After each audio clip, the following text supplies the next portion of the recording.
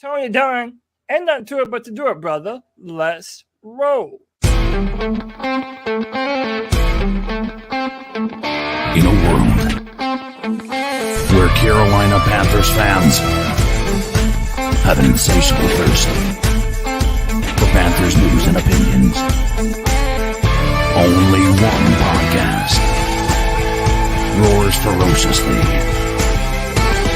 It's the C3 Panthers Podcast.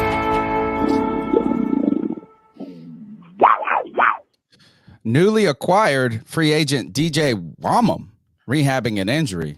Mike Williams and Chase Young off the table, but for the best maybe. Free agent Jordan Fuller joins the Carolina Panthers. OT Yash Midgman, and David Moore and more. Your calls at 252-228-5098. It's the C3 Panthers Podcast brought to you by CarolinaCatChronicles.com, where every Tuesday night we chop up the latest Panthers news and opinions from the fan perspective. My name's Tony Dunn. It might be time for the Carolina Panthers to give me a press pass, as we're going to show you that these reporters don't even know what side of the ball these Carolina Panthers play for tonight. Damian Lewis, inside info on why he joined the Panthers and how he wants to put your face in the dirt to set the tone. I'm setting the tone right now. Cody Lack, my wheel man. Good to hang out with you again. Dude, you know there's nowhere I would rather be on a Tuesday night than sitting here with my boys talking to Carolina Panthers. Look, we're going to have, I guess, basically our own kind of assessment of Dan Morgan tonight and what he has done for the Panthers thus far and how he's added to the offense, how he's added to the defense. A lot of the mainstream media members have been talking a lot about the Panthers and not how great we've been. And we also made some last-minute signings literally right before the show. Tony, you know we're going to talk about all of that and more with the best damn Panther fans in all of YouTube. You know them and love them. It's our boy Panther Pickle, Antonio McClanahan, Daniel Berry Sports, my man C3 Anthony, D's Ill Skills. What's up, baby? Brand Ambassador, Doug Reeder, Harvey London, Jake the Snake FU, Mr. Strats, Muscles Marinara Paisan. What's up, brother? Off the porch, that's D from Sanford, Rock Rhyme, and Van Johnson. Tony Dunn. Ain't nothing to it but to do it, brother. Let's roll. The number is 252-228-5098. We want to hear your thoughts on the Carolina Panthers free agency. Is Dan Morgan the destroyer or the restorer? We'll be talking about that tonight, plus more. We want to get your thoughts on some of these, the second wave of free agents. But before that, we got to welcome in the man with the golden pipes. He might be a debt collector, but he's not bringing receipts because he's always optimistic. He is the most optimistic of our bunch. CK, good to have you in the house. Man, I'm just happy to be here again. Another Tuesday night. We get to chop it up with the family. And, I'm just happy. I'm just happy, man. We've got some things to look forward to, but ultimately we have no expectations and we have no reason to expect this team to be great. And the only thing that can possibly happen is we just exist the same way we expect it to, or we get better. And right now, I think that's a great way to live. There's only one way to go up from here. No doubt, upward, baby. No doubt. Thanks to all the people tuning in, for real. Smash the thumbs up button, subscribe. Growing each and every week. Look, it's the off season and the numbers just keep climbing and climbing and climbing. This is the longest running Panthers podcast, and it's because you guys bring the heat in the chat. We appreciate it. Cody Lack, let's jump into tonight's show. Really what brought this to my mind, destroyer or restorer, is Dan Morgan destroying or restoring the Carolina Panthers, your title. One of the things I saw some people talking about is that they said all these people talking about the Carolina Panthers trying to rebuild, but these moves suggest they're trying to win now. And because I'm trying to be less argumentative when I got real work to do, I don't think that's the case. I don't see where this win now mentality is so far, but is Dan Morgan destroying or restoring the Carolina Panthers winning culture? We'll start with that opening question, then we'll get to the news. Yeah, I mean, listen, I think that Dan Morgan, obviously, without having seen the Panthers play a snap of football this year, I think Dan Morgan has done a good job giving the task at hand and what he had to do and all the different holes that there were on this football team. And no, I don't think we're done yet, Tony. I think that there might be another wide receiver signing. It might not be the one that you wanted during free agency, but I do think that he is going to build to it a little bit more. We obviously have the draft that we're looking forward to a lot, but I think when you consider that we all agreed that there were so many different holes on this roster, and it feels like he has done such a good job at going through one by one and checking those boxes. He got more protection for Bryce Young with the addition of 2 big time guards. You go out and you trade for a dynamic wide receiver from Pittsburgh in the form of Deontay Johnson, who is an incredible route runner, who's young, has the opportunity to build and grow along with Bryce Young. I think that was a great thing to do for Bryce and for the offense as a whole. And when you look on the defense, I'll be honest with you, Tony, not all the names are the big names that necessarily make you freak out about what your defense is going to look like in 2024.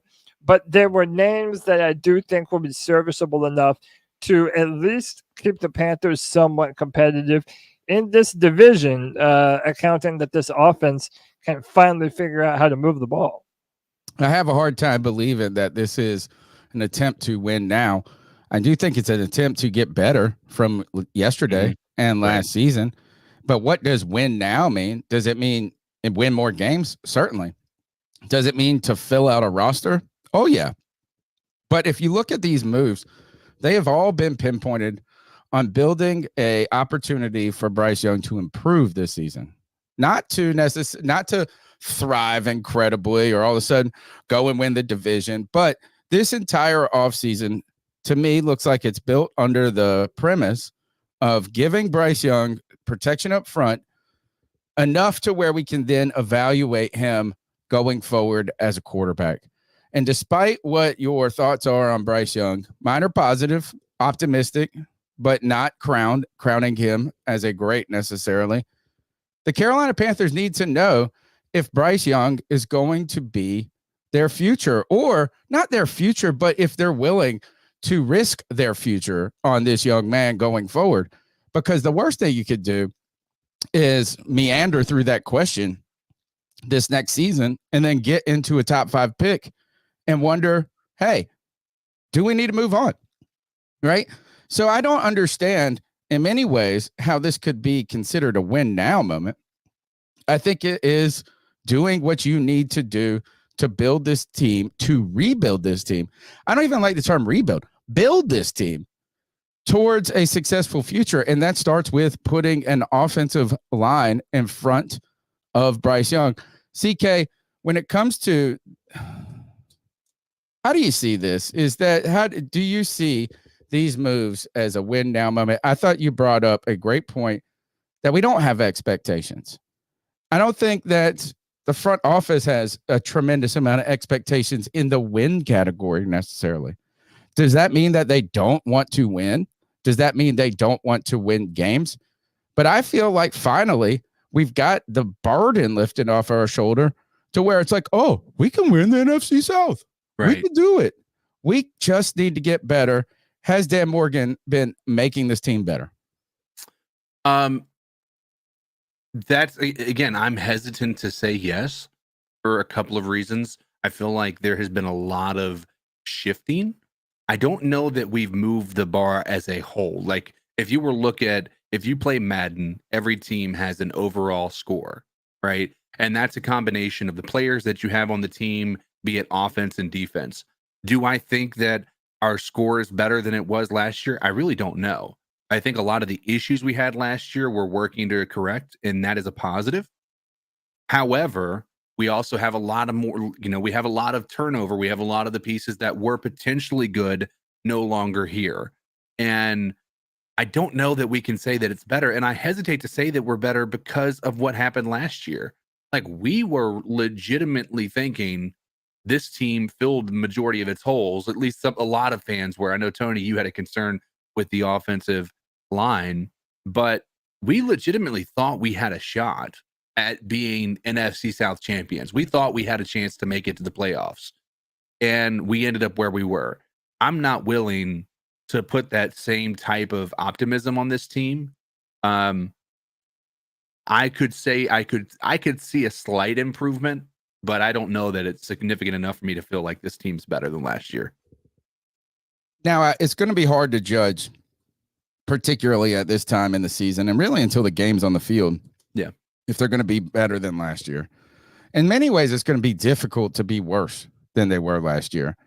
And I will caution to use the that worst team in the NFL, by the way. Man, like, the worst Carolina Panthers team ever, dude. I mean, it really was. You might have said, you can give me all this other bullshit. That was the worst thing I've watched.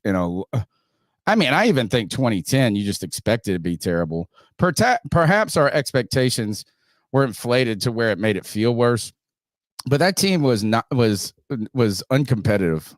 That's right, not competitive at any stretch. But for me, CK, I think what I mean by getting better, and I understand your reservation, is getting better incrementally. And that is without the expectation of necessarily winning, but getting better in a way to position yourself for the future. Now, I will caution that I said it couldn't get any worse after Matt Rule, and it did. So, I mean, look, if you have reservations about this team going forward and the additions being made, particularly people looking at the defense, look, there's nobody that can really give you much evidence or any reason to say that you're not warranted in having that. I will say, though, as people tell us, the defense is going to stink, right? It stunk last year, guys. Let's be honest. We've had this argument over and over on this podcast, but you cannot tell me that you are a Giro Evero believer, a proponent of him, and then get upset that he's bringing in all his guys. Yeah. I mean, they have a type, like the guys that played for Evero in the past. They played for Evero or they played for Seattle at some point in time. And I mean, listen, I like that they have a vision that they're building towards, that they have a clear definition of what they think will do well in their scheme. And hey, I'll drop a little hint. I kind of think that it's very probably that we're going to be using one of those first two picks on a defensive player, either a defensive lineman or, maybe even a corner if one falls to us. Like, I think that since a good majority of our free agency has been more towards offense, that they might throw Evero a bone come draft night when we finally are on the clock. Yeah, I know. I'm not a draft guru. I don't know anything about who is coming out, what's going to be happening. But let me tell you this, is people who are draft gurus don't know anything about what's going to be happening at 33 or whatever it may be. We are rooting for the Falcons and the Eagles to get stripped of a first-round pick because of potential tampering, which could propel us to like 31, which would be cool. But we want to hear your thoughts on, is Dan Morgan destroying or restoring the Carolina Panthers? The number is 252-228-5098. I want to remind you guys that this show is sponsored by DraftKings, right? Guys, North Carolina, people in North Carolina, legal sports betting is now officially live. To celebrate, DraftKings is giving new users $250 in bonus bets for a limited time. All you have to do is register for DraftKings using our code FSBETS. That's FSBETS. Deposit $5 and place a $5 bet, $5 first bet to instantly receive $250 in bonus bets. The best part is that you get all your rewards even if your $5 bet loses. If you signed up for DraftKings with our early bird offer last week, you'll automatically receive the $250 in bonus bets after placing your first bet. Register with our code FSBETS. Not only gets you these fantastic bonuses, but it helps directly support this podcast. The more people that use that code, potentially these people will see us as worthy of being sponsors when we get around to the football season. I can't tell you how much the C3 Panthers podcast could use additional sponsors as we continue into our 11th year as the longest running Panthers podcast. This offer is only around for a few weeks, so don't miss out. Remember to enter our promo code FSBETS to claim your $250 in bonus bets. It's only available to new customers who are 21 plus, physically present in North Carolina. Please remember to gamble responsibly. If you have a gambling problem, call 877-718-5543. Check out the episode description for the full terms of the offer. Cody Lack, I'm betting that we got some new stuff, some new players to talk about. Let's jump into this show. Yeah, man, absolutely. Hit that like, hit that subscribe, hit that notification bell. We appreciate y'all for hanging out with us on a Tuesday night, man. And listen, Tony, we already talked about some of this on the free for all, but it's time for the boys to discuss it. Let's circle back a little bit, get you guys' opinion on some of these new signings. And one of those is another guy who has a lot of experience with the Ejiro Evero, and that is brand new Panthers safety Jordan Fuller. This guy has played very well since he's been in the NFL, kind of like a heat-seeking missile. After you lose Jeremy Chin, now I think that you've brought in this box safety that is going to act as sort of that nickel linebacker almost in Ejiro Evero's defense. How are we feeling about this? Well, I think that what I am feeling is that the Carolina Panthers, as they're attempting to rebuild this team, as they were able to secure Ejiro Evero for another season. And let's not act like this was a hard decision for Evero. Once he didn't get a head coaching job, my man said this, is I'm making $8 million. I think it's $8 or $9 million as a defensive coordinator, dude. Remember, David Tepper opened up the checkbook last season, and he said, we will spare no expense. We're going to go out there and pay all these guys. Evero was like one of the highest paid, if not the highest paid defensive coordinator. Somebody in the chat can help me out to find out if there's a higher paid one. I think this is what you're saying to Evero is, look, is we've got to allocate the big money to the offense because we have to evaluate Bryce Young. But we're going to let you be the guy who makes the decisions about who to bring in for this defense.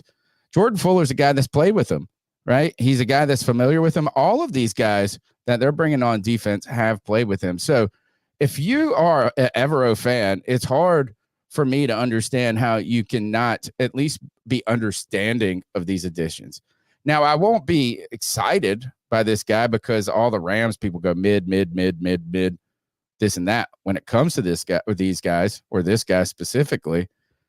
But really, how much of I feel like this is lateral moves in so many ways. If you're upset that we lost Von Bell, who played half the season last year, it's okay at times, pretty good at times. But I feel like Von Bell just brought more name recognition than necessarily incredible play on the field. So I'm comfortable with these additions because I feel like Evero's signing off on these. Yeah, I am too. CK, Yeah. you have a thought on Fuller? Dude, I think I think it's a solid signing. I don't know that, again, I don't feel as though it's an exciting move, but like you said, I mean, there's something to be said about the fact that these guys are coming to play for guys that they've played for already. I think it speaks to the character of these coaches, maybe even the character of Dan Morgan. So I'd love to be able to say that there is some positives there. However, we'll see. I mean, one of the things that I think that if we're looking at it for a positive, I would say, so one of the more intriguing things is Shaq Thompson taking a pay cut this year. Again, and him still having this sort of urge to bring quality football back to Charlotte.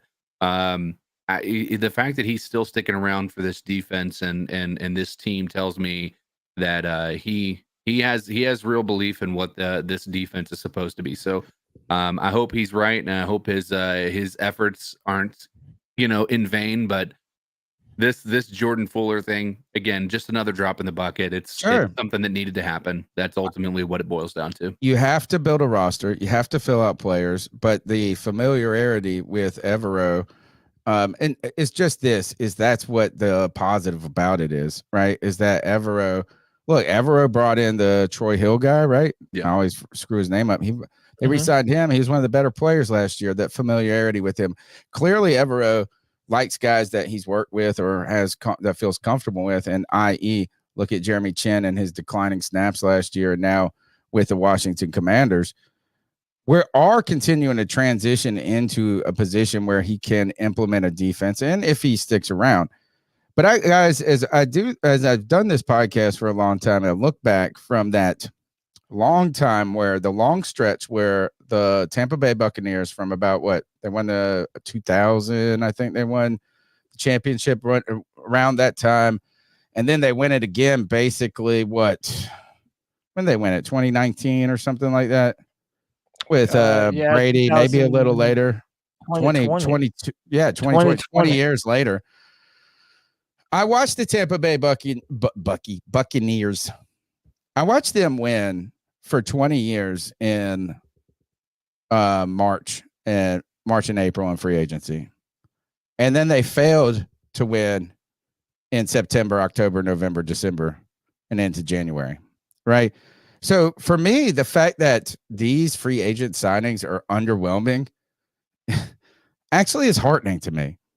Is that what it signals to me is this is like a slow, steady trod up the mountain instead of this idea, this allure. How many times did we hear Matt Rule? Do you remember what was it when we swung and missed on Matt Stafford and we swung and missed on Deshaun Watson? Mm-hmm. And then we got Sam Darnold and he started off 3-0. Mm-hmm. And then the Carolina Panthers, what they do after somebody got hurt? Oh, it was J.C. Horn. And then they go and make a move for CJ. They're like, oh, this is our year. They bought into their own. They bought in more than anybody. So and Stephon Gilmore, too. Don't forget Gilmore. Me, this is just like, look, is that if you want to be overwhelmed right now, you're going to be underwhelmed when it comes time to play football. Yeah. And again, when you have the number one pick in the draft, we may not own it, but that number one pick was ours. I mean, we're the ones that gave the number one overall pick to the Bears. So I think, you're just kind of, at this point, you're not looking to be wowed, like you said, but you're looking to see that you filled some holes and that you were able to kind of bolster your roster a little bit. And again, it's nothing to write home about yet, but I think it's been some solid moves. And something else I don't know if we've had the opportunity to fully react to yet is DJ Ekwonu. So you lose Brian Burns, and a lot of people in the media told us that we got fleeced, that we lost the deal, and we're going to talk about that a little bit more because that hasn't really died out. But the Panthers are signing DJ Ekwonu, who had 8 sacks for the Minnesota Vikings last year. He is an edge rusher. And basically, Tony, he's good for about 8 sacks a year. He's had an 8-sack year, a 4-sack year in 2022. And then in 2021, he was good for 8 sacks. He's physical at the line of scrimmage, has a good get off. He has good fighting with his hands. He's able to disengage from tackles. And he's big and strong. And he seems to be the type of defender that Ejiro Rivero and them want for this defensive line. Boys, what y'all say about DJ Ekwonu and the fact that he underwent surgery and they're saying he might not be ready for OTAs. He's not even sure if he'll be ready. DJ, hit it. Want him with it. Want him with it. Want him with it. Want him with it. Want him with it. Want him with it. Want him with it. Want him with it. Want him. Oh, DJ Ekwonu. Look, a lot of people are going to talk junk about this dude because it's not Brian Burns. It's not Brian Burns. Look, you're not going to get Brian Burns. Or guess what? You didn't have. You know what? He also doesn't have Brian Burns' contract. Let's go ahead and pick this up. Want him with him. Want him with him. Want him with him. Boy, do you remember he had a fumble recovery touchdown against who? The Carolina Panthers last year. Oh, yeah. Want him with him. Want him with him. No, look, again, am I going to be excited about this? No. Right? Is that an actual song you were singing, by the way? Like, wobble with it. You ever heard that? Wobble with it. Wobble with it. Wobble with it. Oh, yeah, but you were saying Ekwonu. So his name is Ekwonu. Yeah, it didn't sound. I didn't connect wobble and Ekwonu. Okay. You didn't see Sorry, this? sorry, I fucked up your dad joke. All right. Well, you know what? There are people laughing at me. You can either laugh at me or laugh with me. I don't give a shit right Oh, now. it's all good. Look, I mean, again, underwhelming, certainly. But guess what? That's what this offseason's going to be for the Carolina Panthers. Sure. It is a rebuild, not a win now.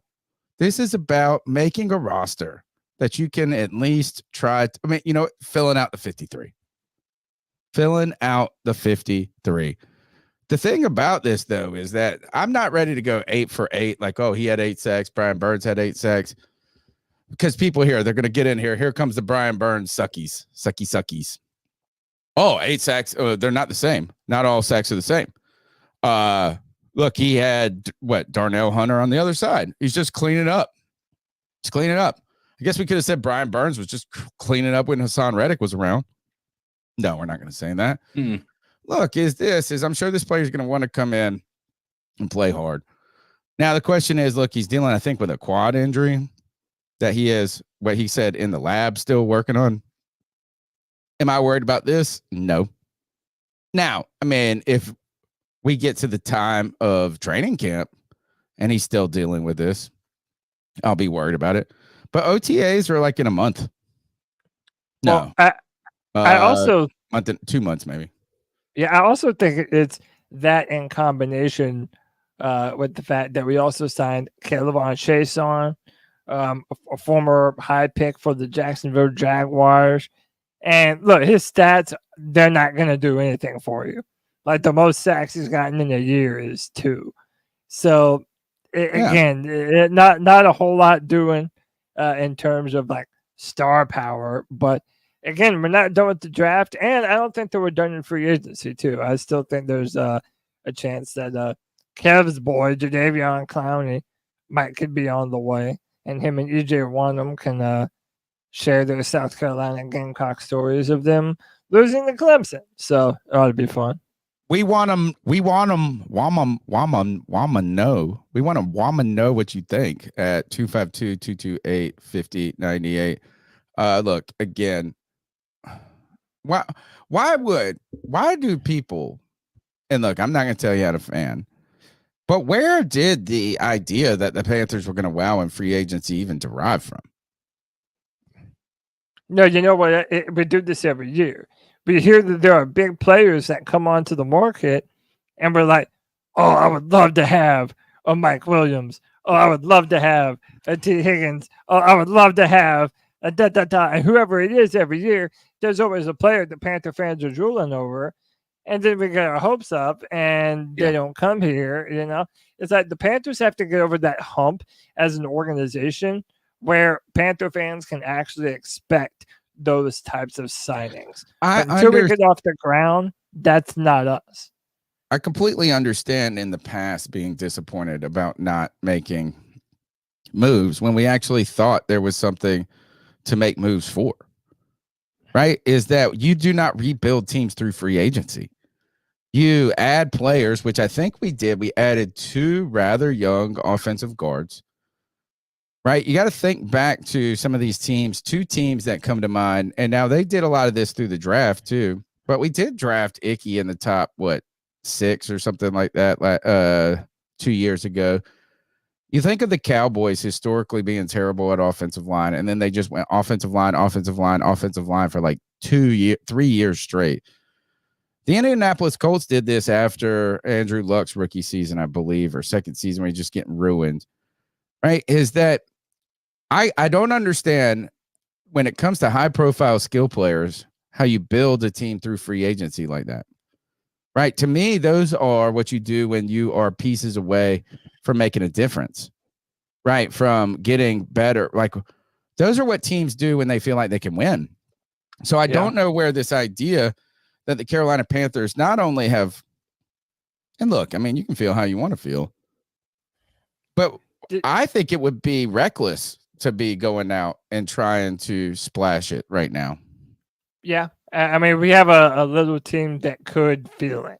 Like we don't have the biggest, best roster, but dude, maybe if these coaches can really motivate these guys, maybe we can pull off a few surprise W's. I think that's what we're hoping for. And then you see people in the chat room also wondering what guys like Amari Barno could now do in his third year.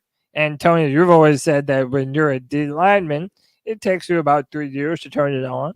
And I think we would all agree that with the skill set that Barno has, this is probably his best opportunity now to make some waves and make some splashes.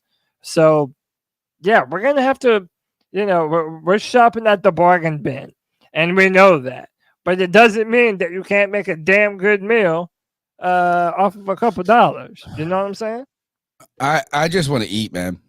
And what I mean by that is I don't need to. Yeah, I am hungry. I'm hungry just for improvement.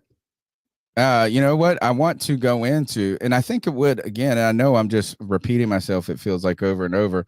I think it's foolish to think that the Carolina Panthers can wave this magic wand and all of a sudden be 7-8 wins. Now, could you pull out 7 or 8 wins in a kind of wild, wonky way? Certainly. There's everything, anything can happen. But a brand new head coach, another one.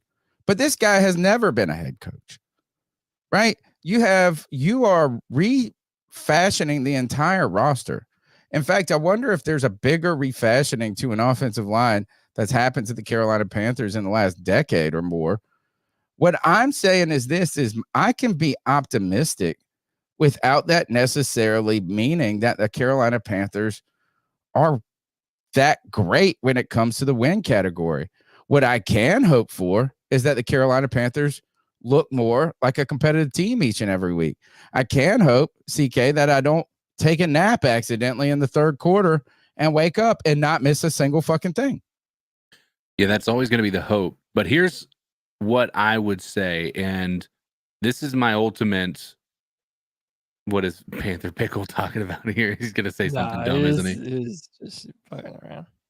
So, my thoughts are, I don't know. I'm a religious person, right? And one of the things that I believe about faith is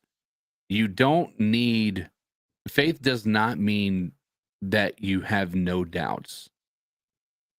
So, and the reason I mean that, why that's important is a faith without doubt isn't really faith. It's just belief for no reason. Faith is almost, being able to believe in what the future can be and what you're believing in, even though there isn't a lot of evidence to point to the fact that it's going to be what you want it to be, right? And that's how I think being a Panthers fan can be as well. You got to have faith in your team. It doesn't mean you can't doubt the moves that have happened, but to give up entirely would be absolutely, unreasonable. That's not what a fan would do either. That's having no faith in your team. And I choose to have faith, right? I'm not saying that it's going to happen today or tomorrow, but I'm telling you right this second, I would much rather believe and have faith that we're going to build in the right direction. And it just takes time.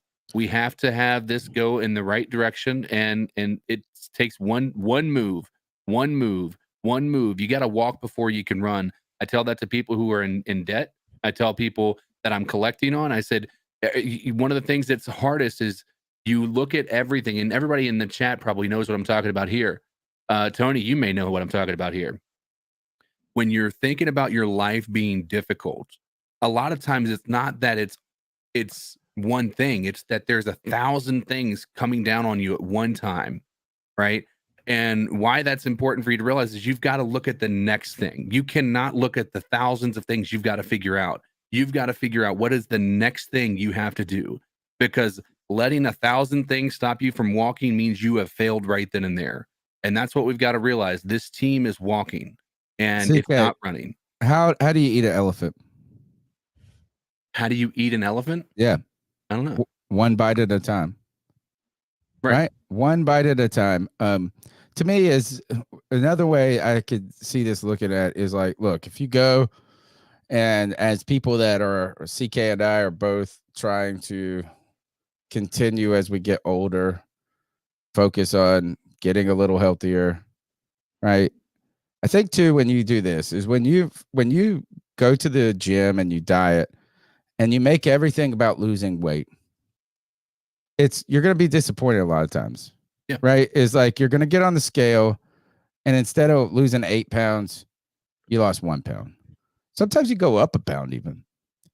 But to me, it's not about if you set, and I tell my students this a lot. If you guys don't know, they call me the professor because I am a teacher.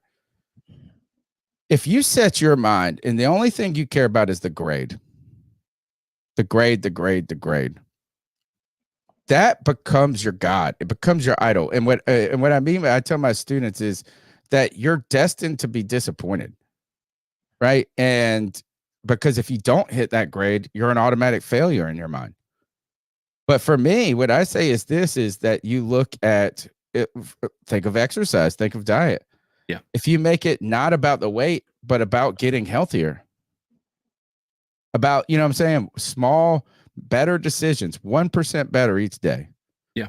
That's what I think this is that, and that's what I mean about being optimistic about these moves, is not being optimistic about success coming in the near term, but just 1% better each day. 1% better, one bite at a time to eat this elephant, I think will be a good thing. And the problem is we want to, when you look at the internet, when you look at Twitter, when you see people say all the crappy shit, and I understand they have been jaded. They have been emotionally abused by the Carolina Panthers for the last 7 years or whatever. I feel like they're the ones that want to get on the scale and be down 30 pounds. Right. And sometimes you can just be down 3 pounds. And you got to be like, you know what? Keep going, keep doing those things. And it doesn't happen overnight. It is, again, you take away these problems one thing at a time. But what do we expect the Panthers to do? Or what do we do as fans? Do we just quit? Do we give up? Well, with CK talking about faith, I've always heard faith described as believing in things that are unseen, right? Something can exist even though it's not actually in existence yet.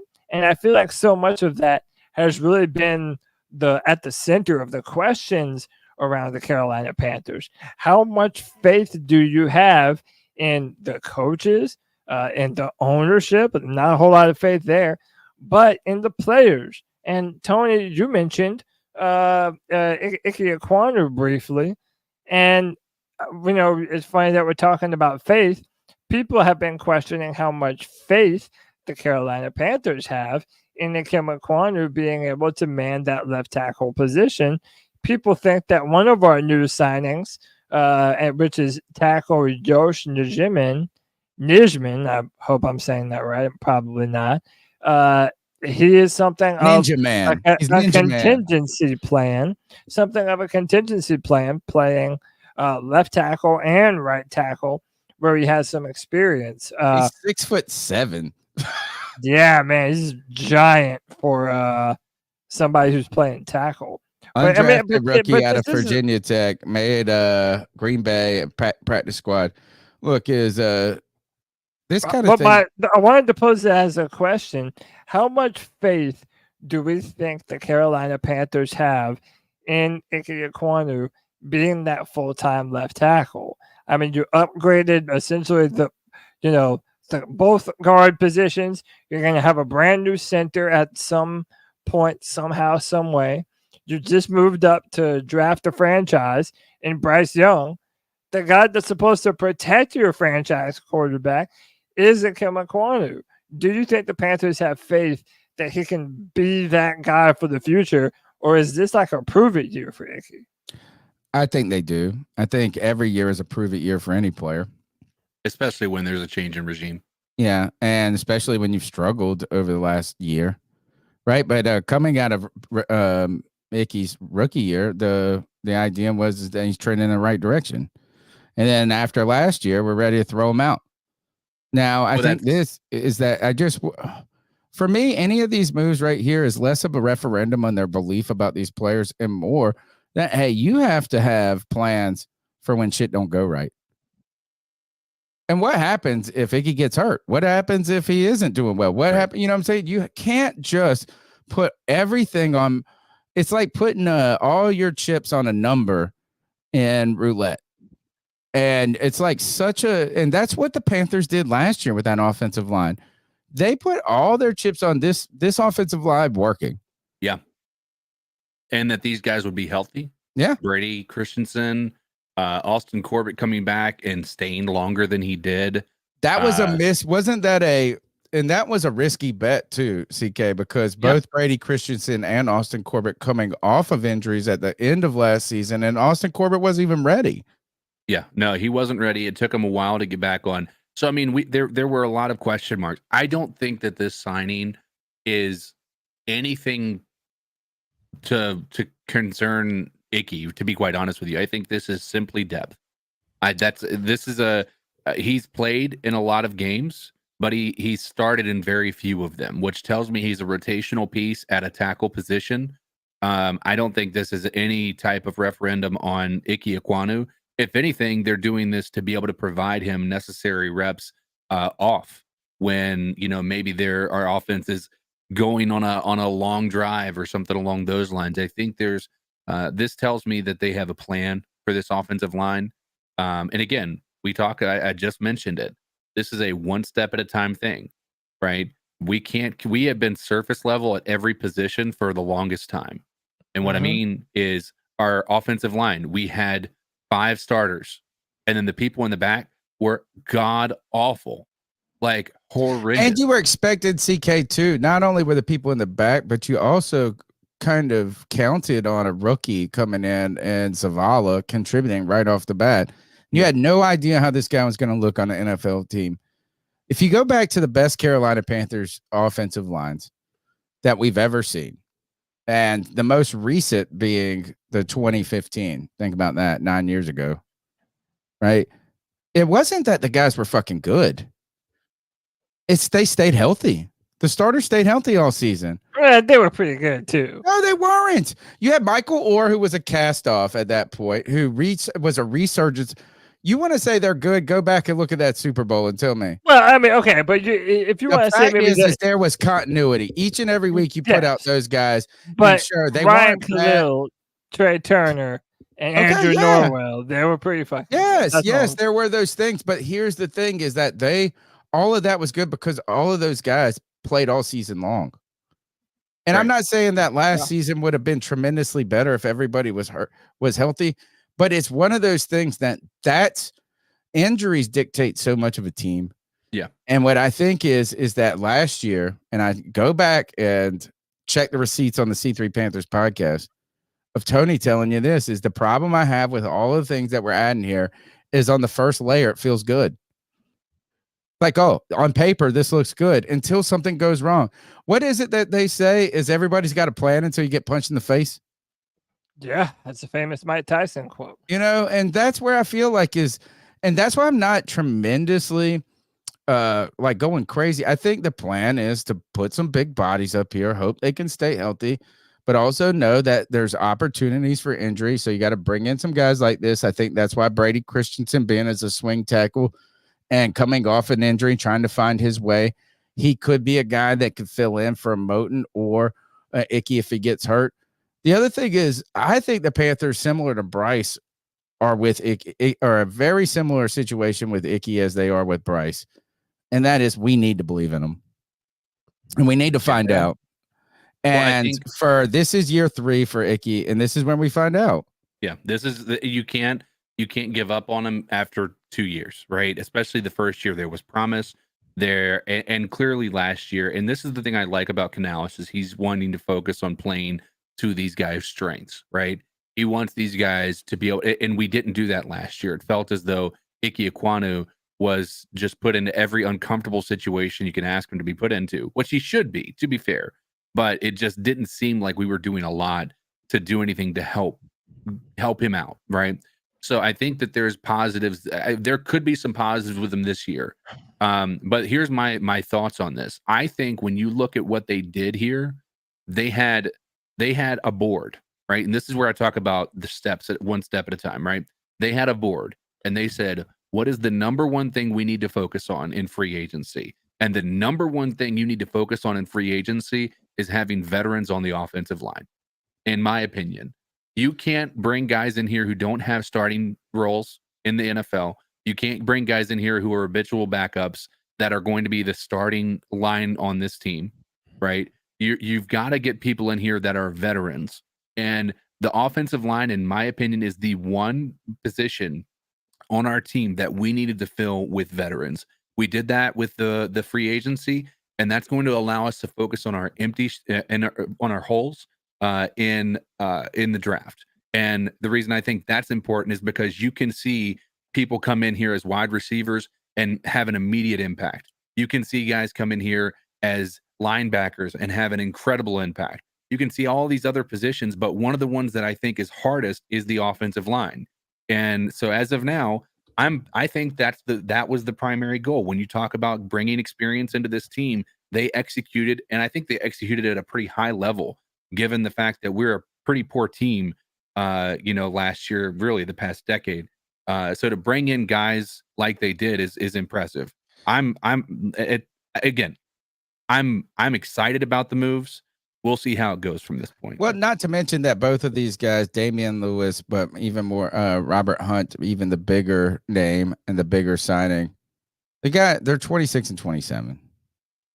Right. Yeah. And so there is, not only do these guys add, like CK said, it's not their first day on the job, but they're not long in the tooth.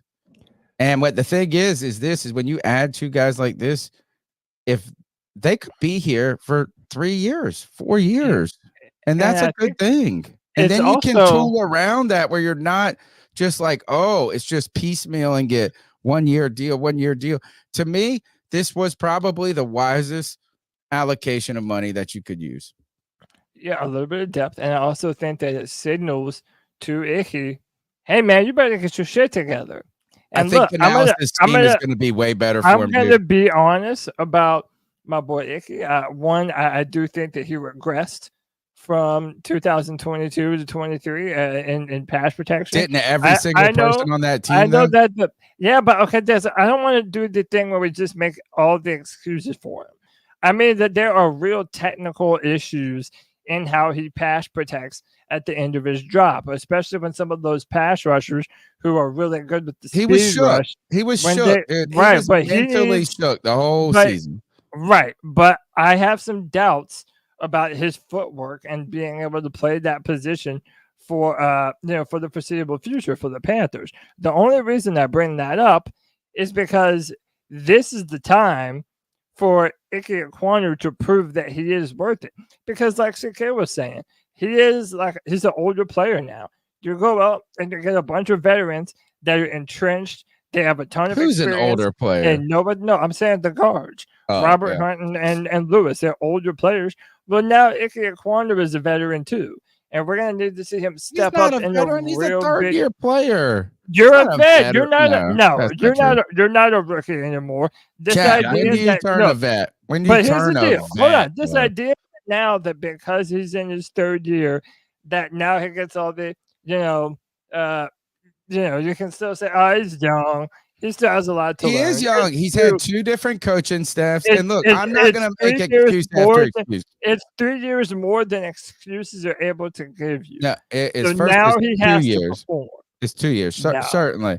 No, it's been 2 seasons. It's been 2 seasons. It hasn't been 3. Right. So we have 2 seasons of data. But look, listen to this. The first year of his rookie year, they started from day one.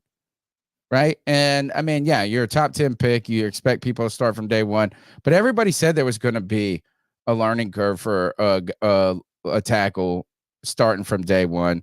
And they pointed to the week against Myles Garrett. But not only did that happen, you had a dysfunctional team all season to the point where you had coaches stabbing each other in the back. His offensive line coach may have been the snitch that was talking to David Tepper. You brought in, who was the guy that the offensive coordinator we brought in that used to be the Giants coach? We actually did kind of, we had Baker. McAdoo. Yeah, I mean, all of this shit was fucked up. And then this following season, it got even more fucked up, right? And certainly, Icky played terrible. He got beat every which way. To me, the problem that really upset me is when he got bulldozed. It's not like he got beat fast left or he got beat on the second move. It really upset me when he just got ran the fuck over. Right. But And here, him being a young player doesn't matter in those scenarios. no, Not I anymore. understand. I'm not worried about that. What I'm telling you this is I think Dave Canales' scheme is going to benefit these guys. This is a scheme that is resemblant to a Mike Shula offense. You might not like it, but this is going to be let's run up the gut. I know people hate that. That last year, that offense did not know what they were doing. They took 5 different schemes and they tried to mash them together. They tried to make like what is it where you have fusion food? They were like, we're gonna have Italian, Japanese, and Indian food fused onto a plate. Yeah. And they 1 week, and so that base, I think this is gonna benefit a lot of these guys in making it simpler. I think this. Him and Bryce. Yes, I think they're going to both benefit from this. So I'm very excited about that. I'm saying I'm not going to give it to them though. I'm saying I'm hopeful, but I need to see a lot more from both of those guys. And we have been through so much losing that I'm a part of that Panther fan base. That's like, dude, I'm tired of singing praises on these dudes when they haven't really earned shit. And Tony, I know you've even kind of had this similar mindset about JC Horn, right? When we all say, oh, when he's on the field. Oh, I'm gonna fucking vomit. Right. Okay. So the way you feel about JC Horn is the way I feel about Icky.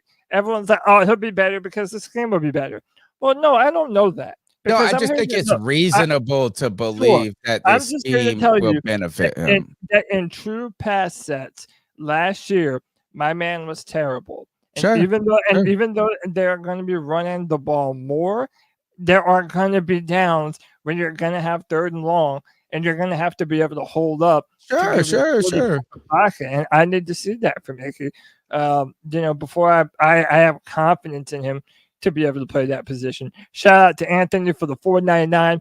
Says, what did fans expect when you're rebuilding? We need to look forward towards the draft. That's where Dan will prove himself.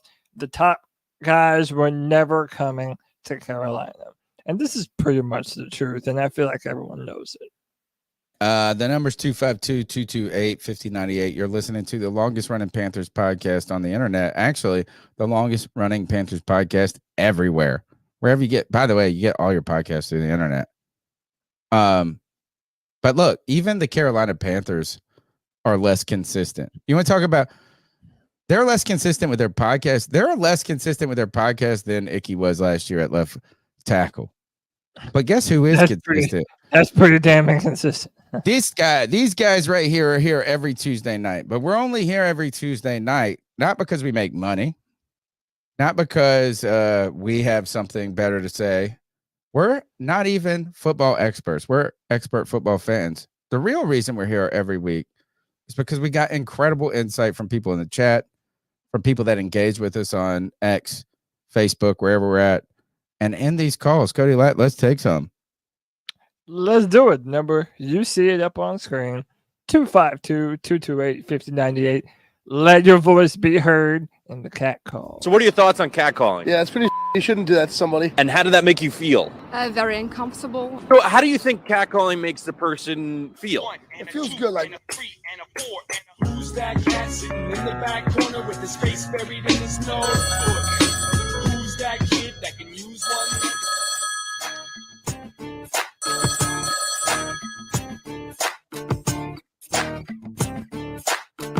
Hey y'all, it's Juan Conley from North Charleston, South Carolina. That's calling. I don't think Dan Morgan is trying to sabotage the Panthers. I think he knows what he's doing because you're looking at some of these key players that have, I'm thinking maybe another 3 to 5 years from them that can mentor these rookies that's coming into the draft and young players that we have and the young players that we got in the free agency to help build the team into what it can be maybe a wild card team or a top 4C team within the next 2 to 3 years. I know last year was not a good season, but this year will be a good season for us now because we got some more players coming in and some changes, switching players to other positions to play. And if Bird's gone, I know that's going to be hard to replace him, but I think we had a chance to make a statement here. Just show the NFL it proved their hair wrong, but the Panthers are never going to give up. We're going to keep pounding. That's right, keep pounding. I'll say right now, we'll at least get maybe 4 to 5 wins this year, maybe, or 6, okay? or more. I'm saying I'm been a fan since the first season of the team. I'm not giving up on them. And so I'm No. thinking Dan Morgan doing a hell of a good job. He knows who to go after. If we don't get Mike Williams, oh well, we didn't. But there's always more players out there, like Dan Moore. He's a good player. He played first couple times, so why not? And we can go after some players we need on defense or offense with our first pick. Or we can use somebody on defense we have right now to go move up to get somebody that we can know they can help the O-line or D-line dominate together. So Clowney's here for agent. If we can get him, we can pair him up right next to a couple of the linemen online. Or we can go after O.J. Becker Jr. I'm not saying no, we're him. But if we do, that could be another mentor we can use to help the receiving core. Wherever we do, Dan Morgan doing a good job. I think this is the right hire by the owner because he knows a guy finally that can know his defense. Because he was on defense that was a big, big threat to the quarterback and the running backs and the kicker stuff. So I'm thinking, just believe in what he's doing, and we'll do good this year. If not, don't worry, we're doing better now. This year is going to be a top year for us, much better than last year, or year for that. Thank you. Keep pounding, Fat Nation. Keep pounding, man. Great call, great optimism. And listen, CK, he lays out a lot of reasons why the Panthers fan base could and should be optimistic. And look, I know we tend to get down on ourselves. We've been such a bad team for so long. I feel like we tend to wallow in our misery a little bit. But there's reasons to be excited, man.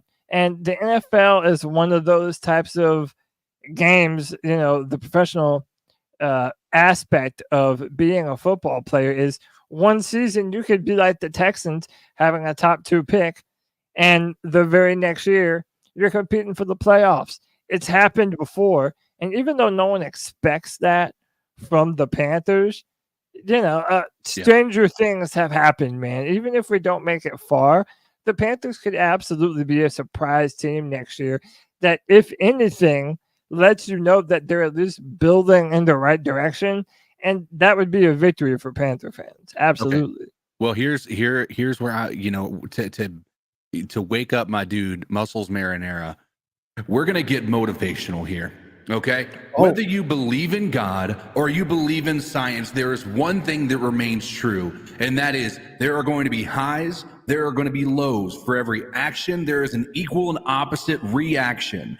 That tells me we've been in a low spot for a long time. We are on the verge of being on the top of that mountain again. Can you feel it? Can you be excited about the fact that we will be on the top of that mountain? We will find our way to the promised land, and we will be the Carolina Panthers, the champions of the NFC South, the champions of the NFC, and eventually Super Bowl champions, baby. Let's go. Hey, it sounds like my man's saying we got some dogs on the Carolina Panthers, baby. I'm loving it. I feel like you ruined everything by putting those eyes on him. Dogs. All right, let's go to Lou from Fort Myer. You know what I'm saying? It's showtime, baby. It's Lou from Fort Myers. What up, Lou? It's 7 o'clock in the morning, bruh. And I just couldn't wait for it to be Tuesday to hit. That's my dedication, boys. bro. Oh, y'all, how y'all been? How's life? Bro, in Carolina, there's a new weather. Dan Morgan, hold on. Don't let me get too hyped now, because I ain't been this hyped since, I couldn't even tell you, but damn, we cleaning house. Bro, let's go. I know this sounds crazy, and I have to give out a crazy take, bro. There's Stephon Gilmore in free agency. I know he's a little old. I would do it. Torn and I would battered, still but do it. I feel like we could pick need up a lot Gilmore. in the secondary, dude. I would do it, And Lou. I feel like we could pick up Jadavion, bro. Because, I bro, think so, too. and then there's still Xavier Howard and Mike Williams. Bro. Big old Mike. Like, come on, man. Oh, my gosh, bro. Any of those names we snag up, I'm going to be happy, bro. I'm going to love it. I'm going to love it. Man, I just want to just call and just say what's up, bro. We still got a whole day. By the time y'all view the show and everything, right? Man, like we're gonna probably pick up more people, trade more things. We are getting active. We are busy. Dan Morgan is yet to take his foot off the gas, dog. No breaks, bro. And I hope every single one of these players that he is bringing in are dogs, bro. Every single one of them, because they gotta be. That's what was promised. I want to see some rough, big, buff dudes. Pause. But some, bro. I want to see the dogs. Welcome to the dog town, bro. And we are not in Cleveland, but welcome, bro. Because boy, Dan Morgan is not playing. What? Dan Morgan is not playing.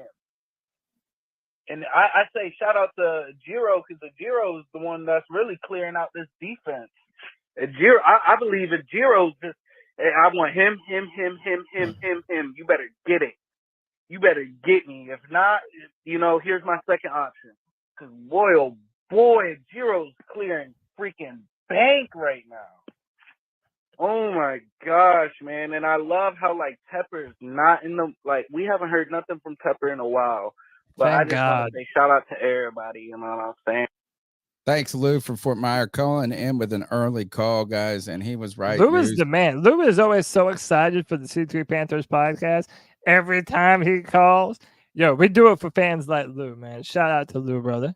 Well, is in our 11th year as a podcast, haven't missed a week, have had to move shows from a day around, travel or something. Every now and then have to move it to a Wednesday or something. But arguably the most consistent podcast, it's not me, us versus everybody else. It's just this. I'm very proud. C3 versus the world, baby. Get that fight in you, Tony. I'm just very proud of what we've done because of this. Is that if I did this and there's two things I want to say, is that if I did this, to make money, I would have quit in year 2.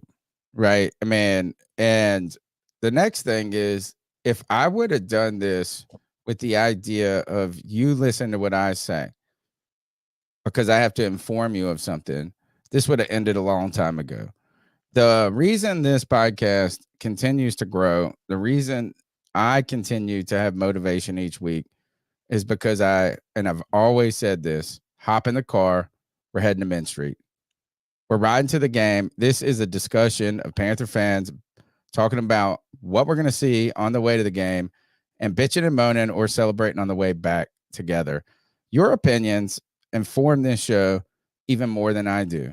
So you get in there, guys. The number's 252-228-5098. You get into that chat. You be a part of the C3 Legion. And you know what? Hey, bro, this has paid off now. And what's paid off, and what I mean by that is we've been laying a foundation, and now we got guys like Diesel Skills, Lou from Fort Myer, Anthony from Charlotte, Flame for Jesus, Rock Johnson, Sports One in there in the chat. Dave from Sanford, Muscles Marinara, Panther Pickle. Bro, we have formed in a very short amount of time. We have formed over here at C3 something of a podcasting Avengers, our own cinematic universe of Panther fans, man. And we want all of you to let your opinion be known, man. That's why we do this. And Lou mentioned Mike Williams. That's been a guy who has been on the tip of everyone's tongue.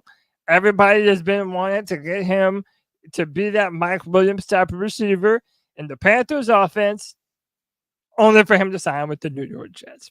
And shout out to Panther Pickle, man, because he literally predicted this on the free for all, that Mike Williams was not even going to make it to Carolina, that he was just going to sign with the Jets. I think this is good news. I think this is good news for the Panthers.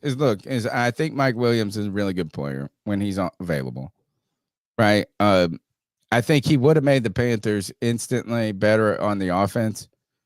And I really like how hard he plays, his mental toughness going through so many injuries. But this is the type of player that the Carolina Panthers don't need. and hear me out, is that a player that he brings in that optimism, that excitement, that has a history of being hurt, and then if he does get an injury, it derails this immediacy that comes with trying to find success. And so, yeah, I mean, do you want to add better players? Certainly. But this is a player to me that comes with a certain of immediate return that comes with an immediate risk. So And let me ask you ahead. this. What type of player do you think we need? I'm a believer that we need a dog. Dog. You need dogs. I think we need players like Damian Lewis and Robert Hunt. Players that are going to potentially add immediate strength, but also long-term gains. Hey, CK, what would you classify Robert Hunt and Damian Lewis as? As dog. Yes, sir. Gotta put an S. We had the sync up. He's a we had dog. Oh, wait, oh shit! Wait, do it again. He's a dog. Yeah, there we go. There we go. See, that's why. That's why why do you come over guys? here to All right, see tweets. how about this? Is you know who he kind of reminds me a little of? Sammy Watkins. Is like what Sammy Watkins would have been if you were added him. Tony, do you remember when I first would call into the show in the cat calls line? That was the first guy that I was like, we have to sign Sammy Watkins. We gotta sign him. He would be perfect. And I still maintain that there's He was always good when he played. Perfect.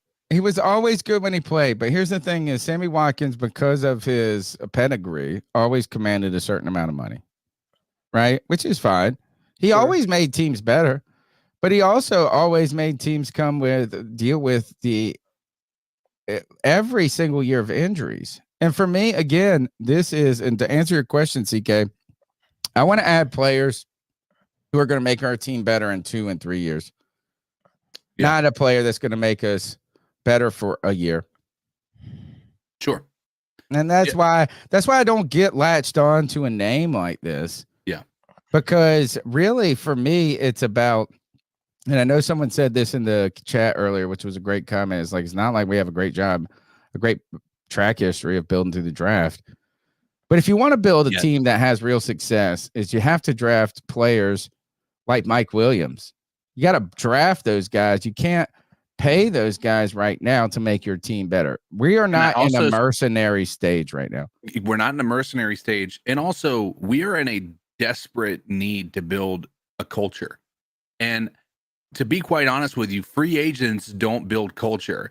It is the Lukes, it's the Thomas Davis, it's the Cam Newton, it's the people that have been here since day one, that loved playing for the Carolina Panthers, that have a history tied to the Queen City. I think that is what builds culture. The idea of being able to build a culture that's long lasting, that you can be proud of as a fan, coming through the free agency, especially on a team like this, is just nonsense. The reality is, even if we wanted to pay $15 million for Mike Williams, which, by the way, ridiculous number. He's already Is it paid. ridiculous? Is it for 1 year? That's not tremendously crazy. It's ridiculous because think about the needs outside of that, right? Okay. When you look at the fact that we have so many other holes that we need to fill, and let's be real about it, wide receiver is going to be a priority early in the draft for us. At one of those 2 second-round picks, I don't think that there's a question about it in my mind. Some people might be believing that it's going to be a center and that linebacker, right? But I believe it's going to be a wide receiver, maybe linebacker, maybe center. I don't know. But my belief is Mike Williams, like you said, there's a lot of risk involved there.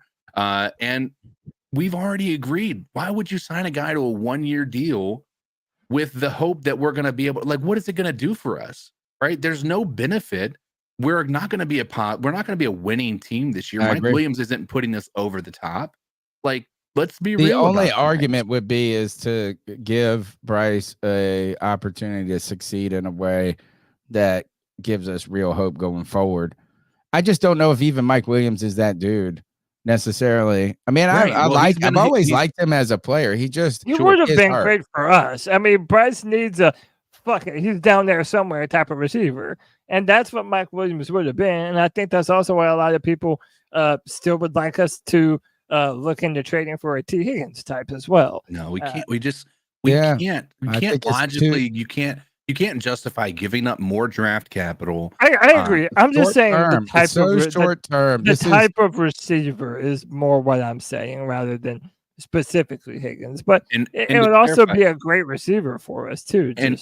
And Mike Williams took a $5 million pay cut a year. He's also an aging, injury-prone wide receiver. And do you really take a pay cut when you get cut and you get your guaranteed You're getting money? guaranteed money. Right. I don't know if you can consider it as like I'm taking a pay cut because you're still getting your guaranteed money and then you're adding more guaranteed money on top. I understand it's a dollar year for year pay cut, but no one his stock isn't higher right now in that contract. He also, Lou brought up, while Mike Williams is off the table, Jadeveon Clowney's still out there. Now, we know that my bastard son, White Chocolate Espresso, has been pounding the table for Clowney even last year. Now, a lot of people are going, oh, gosh, we haven't gotten Clowney. He's going to let him walk out the door. Clowney's a player, though, that makes his decision. I feel like he kind of reminds me of this damn time. He doesn't show up. He avoids the work. He's like Ndamukong Suh now. That's exactly what I was gonna say. Is Ndamukong Suh? I'll just wait until I feel like who I want to pick, and when the number's right. I don't think Clowney is off the table necessarily, but again, he's not going to necessarily want to sign with the Carolina Panthers. A lot of these teams are looking at the Jets going, man, Aaron Rodgers is coming back. And these guys are about to go after it. That's what they're saying. And they should be saying that. Aaron Rodgers was trying to come back last year. Well, we'll see if he's going to be running for vice president. He might not really have a lot of time. Even if he got nominated to be the vice president of Libertarian candidacy, like, come on, it's the Libertarian Party. It's all of what we're all going to do. It's what we're going to do in November as voters when you don't want to vote for Biden and you don't want to vote for Trump. You just vote Libertarian. And that's going to be like 5% of America. Dude, if you look at I know this is not politics, but if you look at the polls, dude, it's not as cut and dry as that anymore. This is a much different election. There's more people, and then we'll move on. More people identify as third party now in America than at any time in its history. What about did you guys see Aaron Rodgers 2024, baby? Yeah. What about Antonio Brown now being a fucking Donald Trump? Oh, I'd vote for him. No, it's like so Joe Biden blocked Antonio Brown, and now Antonio. What? Yeah, you didn't know this? Oh, see, he's making the wrong enemies, man. Like, dude, Antonio Brown stock has just climbed over the last 3 weeks with this ESPN, the group he started. But Antonio Brown now is stumping for Donald Trump, and he's making AI videos of Donald Trump saying Antonio would be a great VP candidate. Like Antonio Brown is killing the troll internet thing. He is fucking slaying it right now. But yeah, Antonio Brown got blocked by Biden, and one of Antonio Brown's tweets was blocked by Biden. Because last week he was big on it was steak and blowjob day. And he was like, got more ahead, like stocks, right? He's like, I've had the best week I've ever had. Anyway, he brought up Clowney. I just know that he's hilarious. He is leaning into the CTE thing is fucking incredible. Yeah. He posted one today. You can't get mad at me. I got CTE, motherfucker. He posted one today. They said, the Jordan meme, and he's like, I don't took that personally. And there's one who's like, they told me I had CTE, so I started a network. And by the way, he's real too. He messaged Adam Schefter, and he was like, yo, I'm the first one that broke that news. Why didn't you cite ESPN? Like, it's a real thing. He's like running out of control right now, and I love it. And I was so over Antonio Brown a year ago. Like I was like, it was too much for me. He was doing crazy shit like jerking off in the pool in Dubai. And now instead of trying to act normal, he's just like, you know what? That's what I do, motherfucker. And now I'm all in. I'm all in on CTE Antonio Brown and this Shannon Sharp. Have you seen him? The feud that he's got with Shannon Sharp. No. Where are you at? Yeah, no, Where are you no, at, I Cody, saw on the internet? You're supposed to be our young dude. Who, me? Yeah. Yeah, I just saw all the shit that you talked about. I've Did seen you his, see where this him and Shannon motherfucker? Sharp, he's been making fun of him. He gets out of like a vehicle, Shannon Sharp, at like a store for like a signing or Yeah, something. looks And like Shannon Barney. Sharp gets, yeah, and Got a like I purse. know he's been like dragging him about that one video. Did you I see don't- the video where he was hanging out with these guys and he said that he got done with a boxing match and he said, and he meant that boxing match being taken back.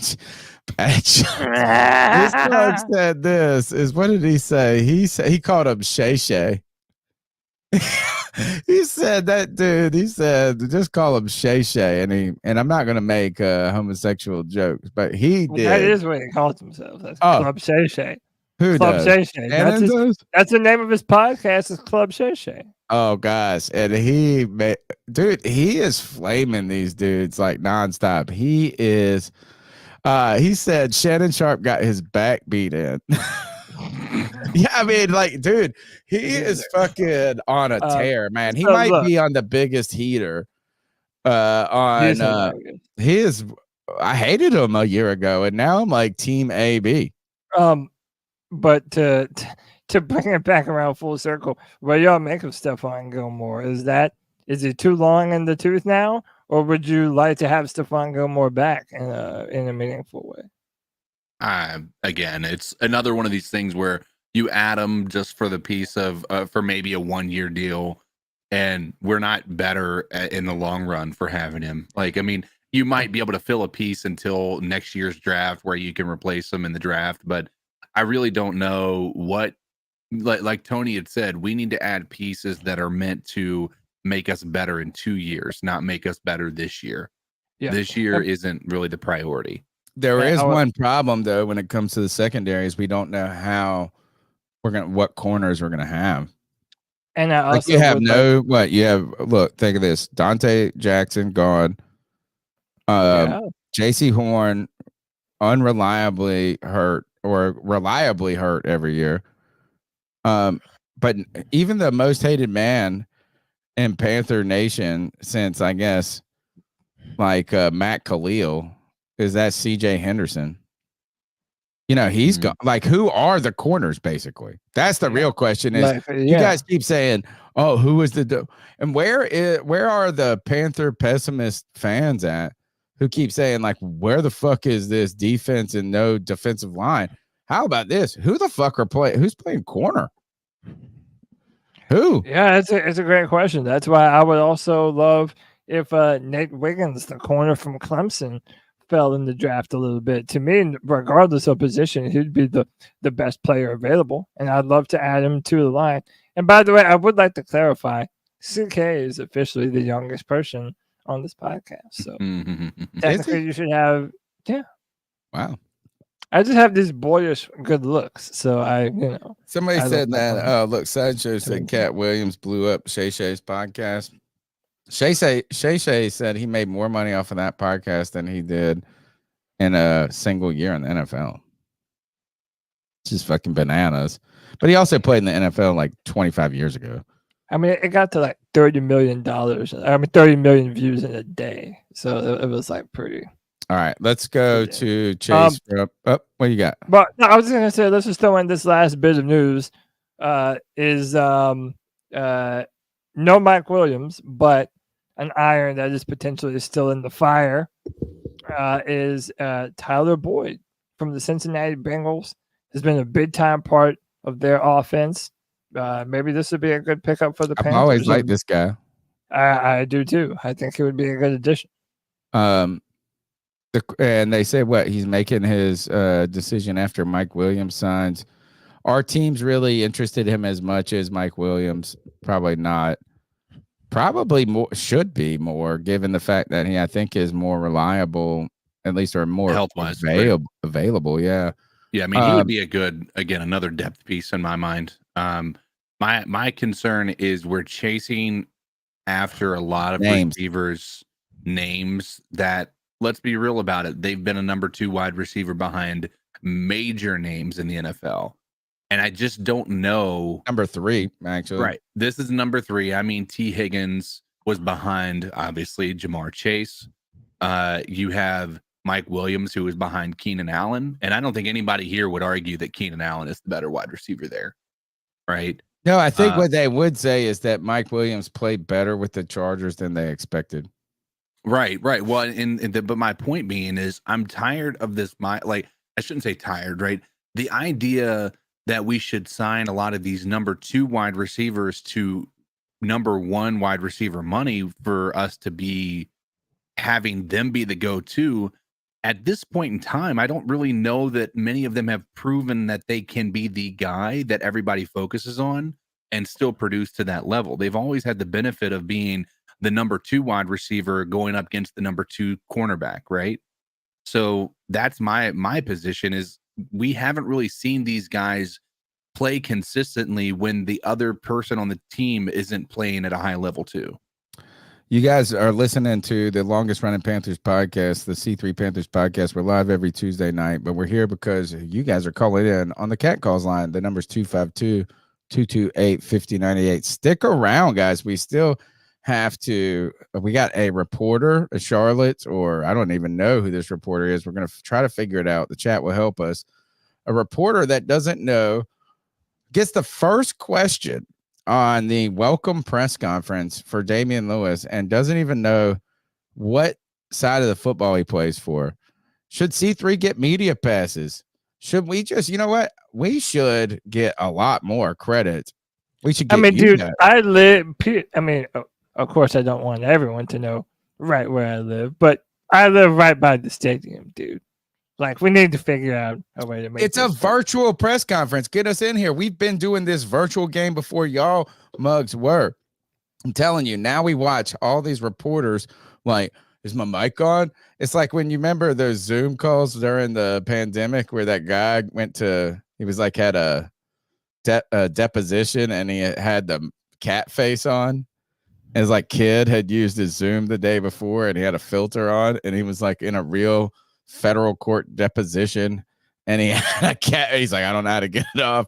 Come on, guys. We've been doing this internet game before StreamYard and shit was like this around. When I had to piece it together using fucking duct tape, YouTube, and Google Hangouts actually is where we went to. Yeah, dude, I do not miss Google Hangouts. I do not. What was that other one you said that we were? I can't remember that. Shindig. It had so much potential. That's when that was like the first much. It would have been. It was StreamYard before StreamYard. It just never. It didn't work every week. Like one week it would work. That's when CK and the Bat Daddy really joined the show. As they would come in. Shindig could have done it. They could have been awesome. I guess if they would have just been they were almost 2 years early to the party. They get the pandemic boom. That shit was crazy and awesome. Like it would have been, it was great. Until it wasn't, which it was like every other week. But our brand ambassador was right. The national media is dead. The C3 Panthers podcast. Bro, this is where people come to get their Panthers news and opinions, man. That'd be silly if they didn't. Let's take another call here. Let's go to Chase from Anderson. What's up, guys? It's Chase from Anderson. What's up, fellas? What's up, Chase? Free agency moves done by Canales and company so far.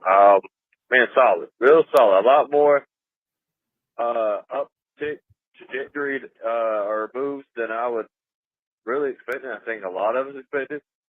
So A+ for that. I'm excited about this upcoming season or the next season, whatever you want to label it.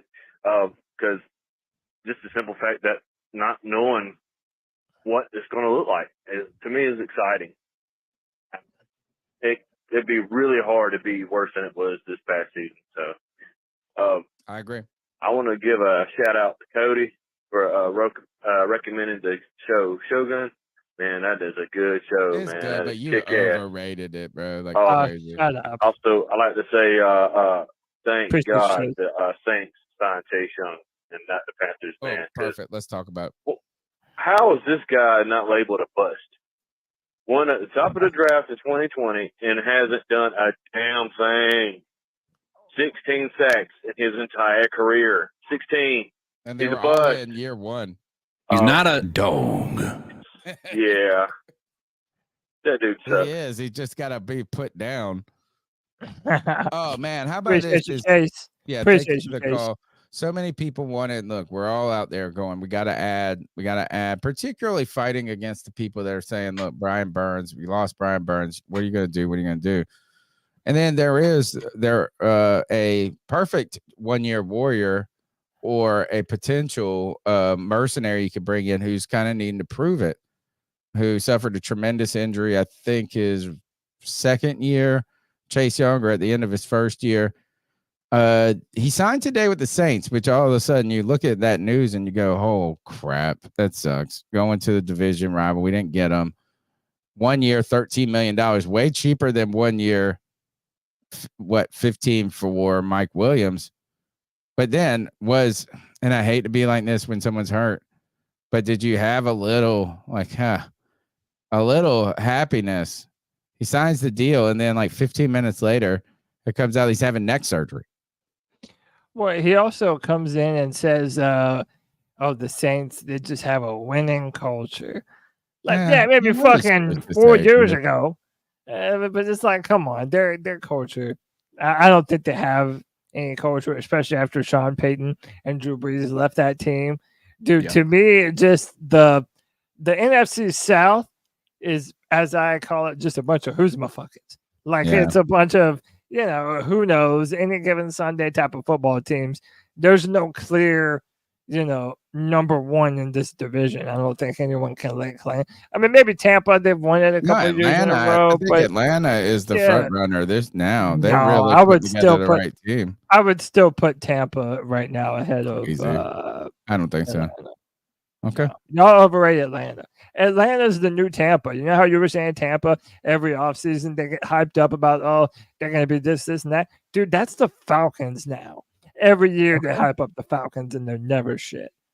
And they're potentially about to lose some draft capital. Some people say it's a first. I don't think we're anywhere close to them being a potential first. But there's with this whole tampering thing with Kirk Cousins. Well, didn't the Dolphins lose a first? They lost a first, but theirs was in the midst of other really crazy allegations. Remember, that was the whole Flores thing where he was accusing him of trying to tank and they paid him. I think what was the other team? What was the other team that they say might lose first? The Eagles. No, the Eagles for talking to Saquon. Yeah, it was Saquon. Yep. And then Saquon Cousins admitted it. Well, Cousins in a press conference. Well, he Saquon said, I spoke with he did too. Well, Saquon did, but he said something that led them to the conclusion that maybe he had spoken with somebody, because he was talking about how they told me that, Penn State fans are also Philadelphia Eagles fans. So they're from fucking the same state. Right. Now the Kirk Cousins one is like he was talking like he the did physical trainer. Yeah. And he's coming off an injury. Yeah, he good. specifically They need to lose their first round pick. No, this is perfect. I say let the Falcons win for the next 2 years and lose that long-term strength because of that. Yeah. And then the Panthers slide in there and fucking dominate for 5 years. Could you imagine Kirk Cousins coming in his first act as their starting quarterback is to lose them a first-round dude, draft that's pick? what I'm saying. The dude's a jinx. He's a jinx, and the Falcons are a jinx, and they're perfect. He's the Drake of contracts. If you don't stop with this fucking contract bullshit, dude. And how about this? Chase Young. Look, if he said the Falcons deleted us its first press or anything. Dude, that's almost like an admission of guilt there. Yeah. Well, you know what? They shouldn't have been playing dirty. Chase Young does not do anything to scare me. Oh No, however, he doesn't. it is going to be bad if Ikem Ekwonu doesn't look good against him this year, though. So I'm happy let's hope. though. Look, for me, this is one of those things where I'm glad that we didn't get what the fans needed for the hit. Like it's like you're coming off of heroin or something, and you just need something, need a fix. We would have gotten that fix, and then you gotten that news that he's fucking getting neck surgery. You know how fucking incredibly terrible that was? And then I also read that other teams didn't know about it. That he was out there plying his wares, and other teams didn't know he's dealing with this injury, and that somehow the Saints either are doing a PR recovery or they didn't know. Or they did know and they're comfortable with it. But imagine signing him and feeling for 8 seconds that you're like, oh, we're going to try to do something, and then go, fuck, he's not going to play. Because this is one of those things that this is like anytime you go under the knife, they're like, oh, it's going to be 6 weeks. Unless you're Adrian Peterson, it's going to be 8. Right. So, hey, real quick, I just wanted to shout out Illinois Jones. I love fans like this. When they say I'm a Bears fan, but the Panthers are my second team, and this is by far my favorite podcast to watch. Illinois Jones, we appreciate you, man. See, that's what we want to do. Are you South Side or North Side? I'm a Cubs fan here.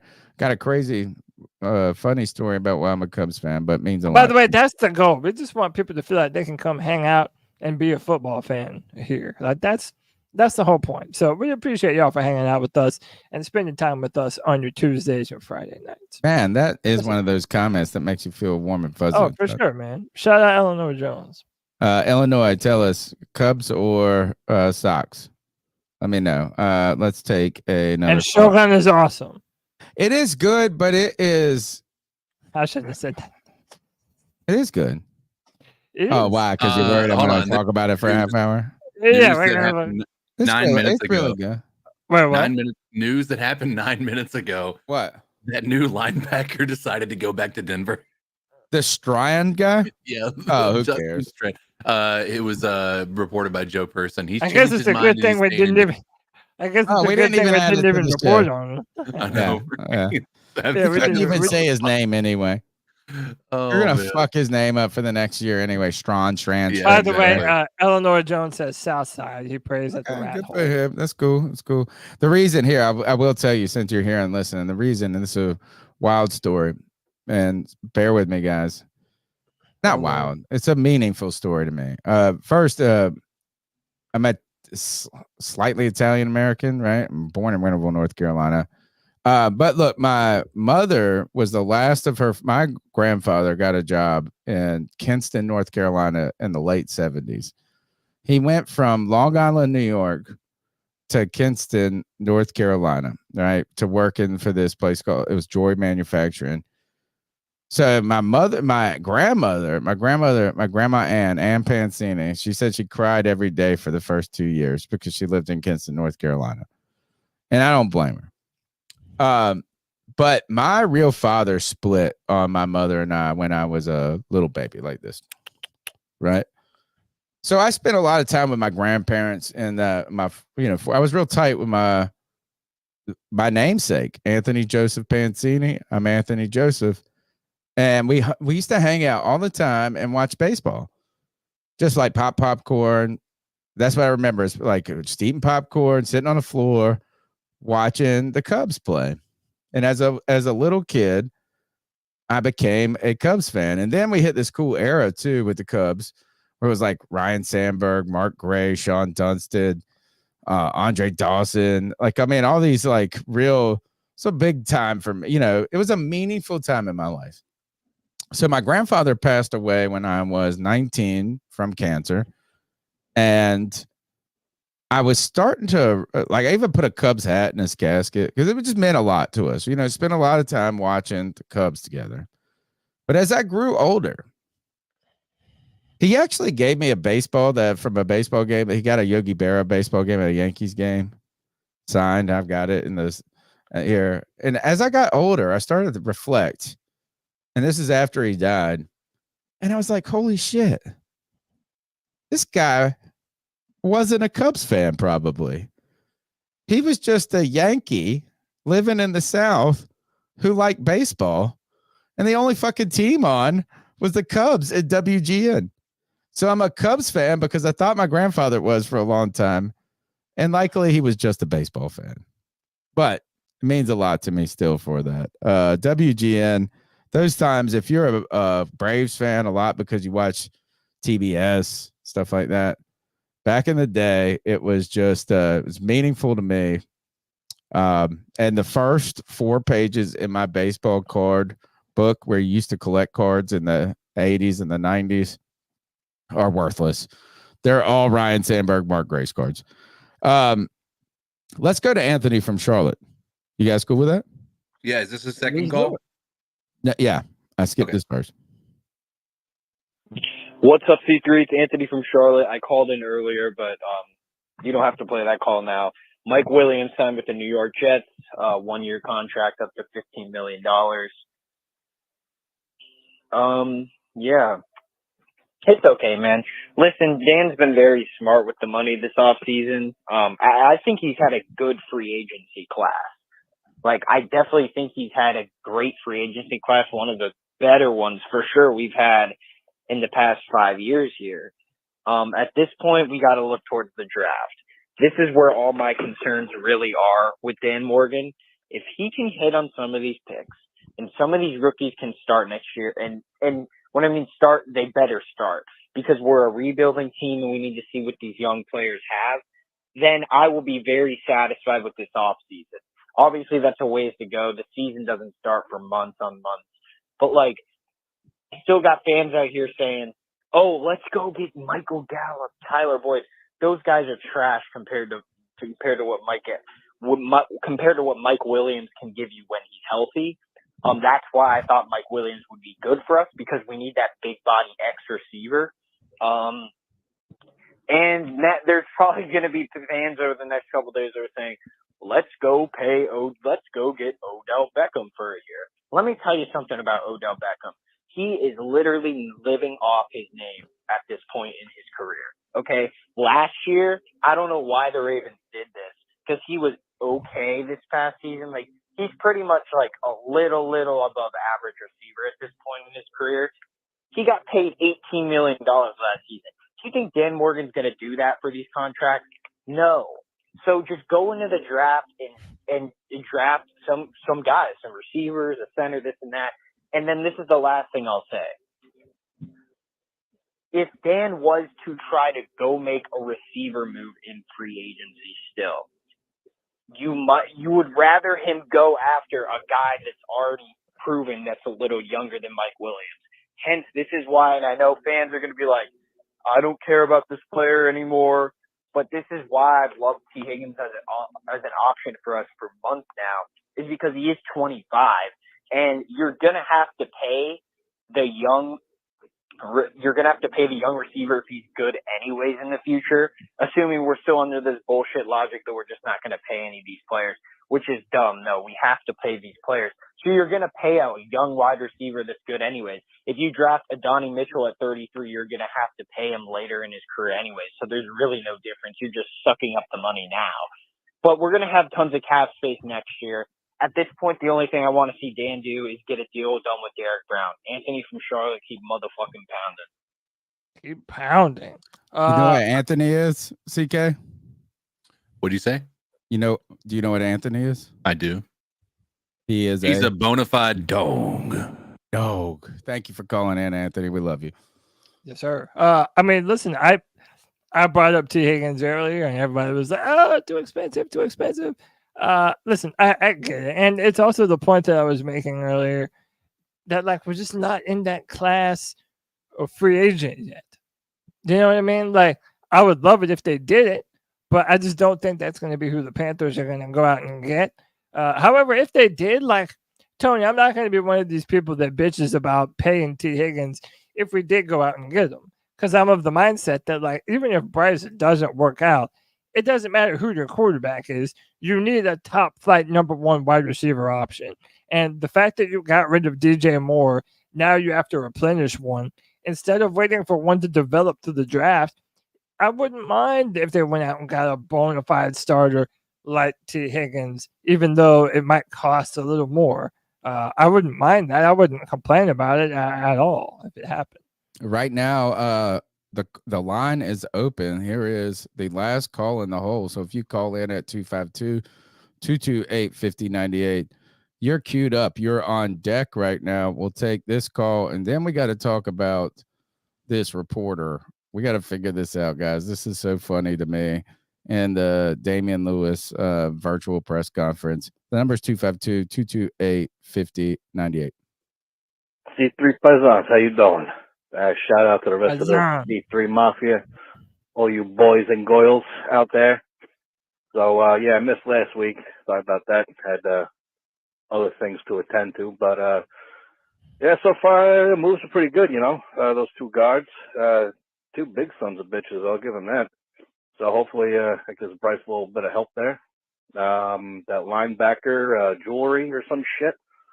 Yeah, all right, fine. He played an Evero system. There was another guy who played Evero system. That's cool. I guess they're building it in a good way. They brought in that fellow from Pittsburgh who, when I seen some funny highlights, I kind of laughed because he kind of gave up on some plays. But there's that. And a minute ago, I seen we got David Moore back. So, I mean, okay. I guess that's a camp body. But, yeah, I mean, the moves are all right. You know, could be better, could be worse.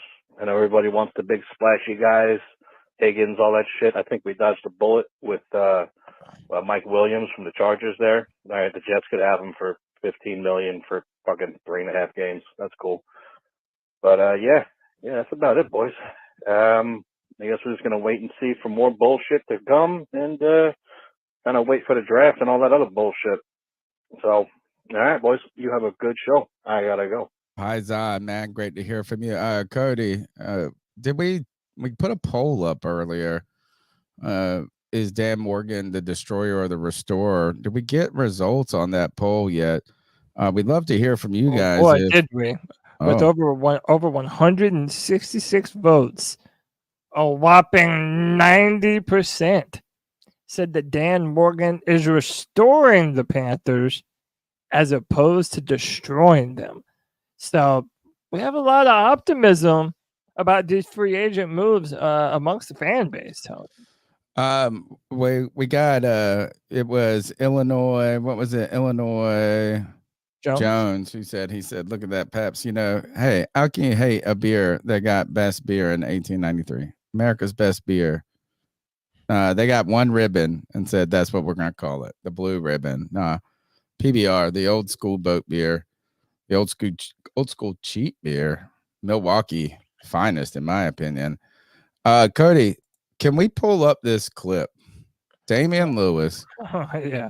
Damian Lewis has a press conference. I popped up, and shout out to, want to give props to Charlotte Vibe. This is who I pulled it off of his channel. So he either live stream or uploaded the virtual press conference that he was a part of. Shout out to Charlotte Vibe, the first and OG independent media in Charlotte, still rolling, rocking and rolling, doing his thing. Always dapper Dan. I love Charlotte Vibe. What he does is he always is wearing dressed to the nines all the way when he takes his work very seriously. Love him. Always been a long friend of the show. Today, or I saw this today, and this is wild. This is the very first. So they open it up. The very first question. And whoever is running the media for the Panthers says they're using Zoom clearly because they have the raise hand function. And they say raise hand and we'll get you in there. And so Cody, this is the first question, and let's see how it goes. Starts off. Greetings. Welcome to Charlotte. I was wondering about the opportunity to work with Ekwonu. Did that entice you to come sign with the Panthers? Say that again, so your phone breaking up bad. Yeah. Hey, Jeff, I think your connection's a little tough. Yeah, sorry about that. I'm on the road right now. Oh, I just pulled over. Yeah, sorry, yeah, my apologies. The opportunity to work with Everno, did that entice you to come sign with the Panthers? One more time, sir. I'm sorry. It's jumping real bad from my end. Hey, Jeff, Damian is we signed him as an offensive guard. He's not on the defensive line. He's not. Right. No, I'm sorry. That was a wrong question. Yeah, please go on. I'm in a bad spot. Sorry.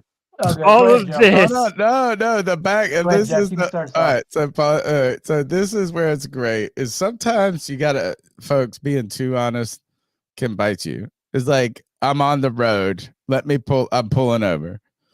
Right? It's like you first of all gave it away. You know, you should have said like, "Oh, I don't know. I'm sorry. I hope it clears up." Second, he goes in and then he repeats the question.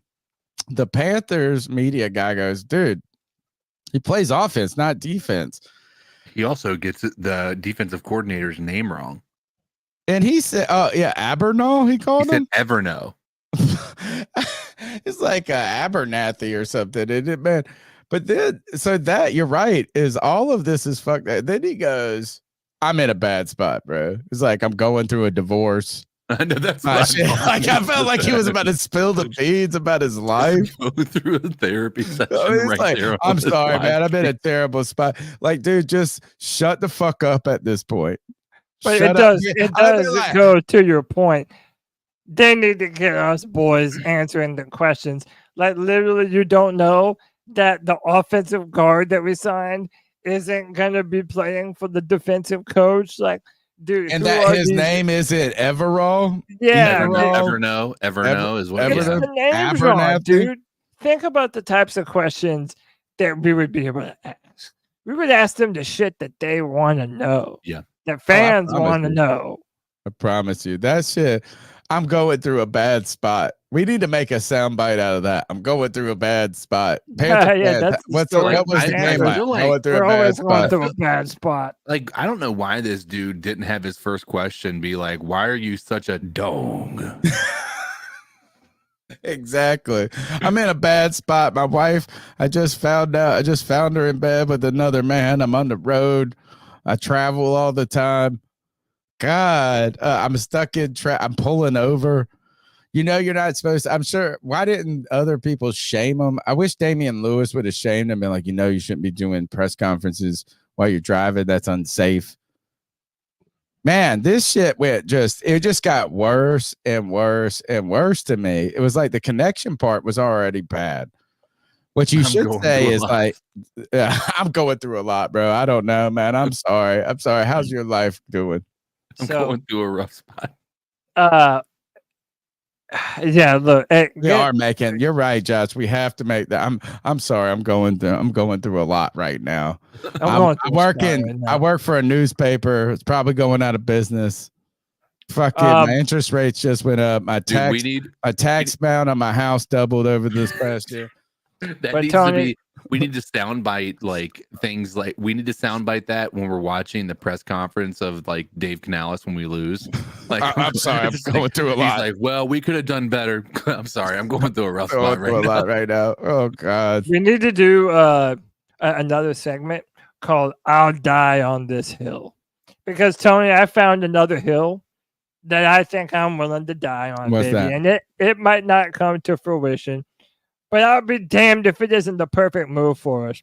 We've been talking about pass rushers and how we were bringing in guys, and maybe we'll sign Jadeveon Clowney and Chase Young goes somewhere else. I mean, we signed Caleb on Chase on. All right. But, dude, we need a legitimate pass rusher. And I'm talking a legitimate pass rusher. It's time to bring Hassan Reddick back to the Carolina Panthers.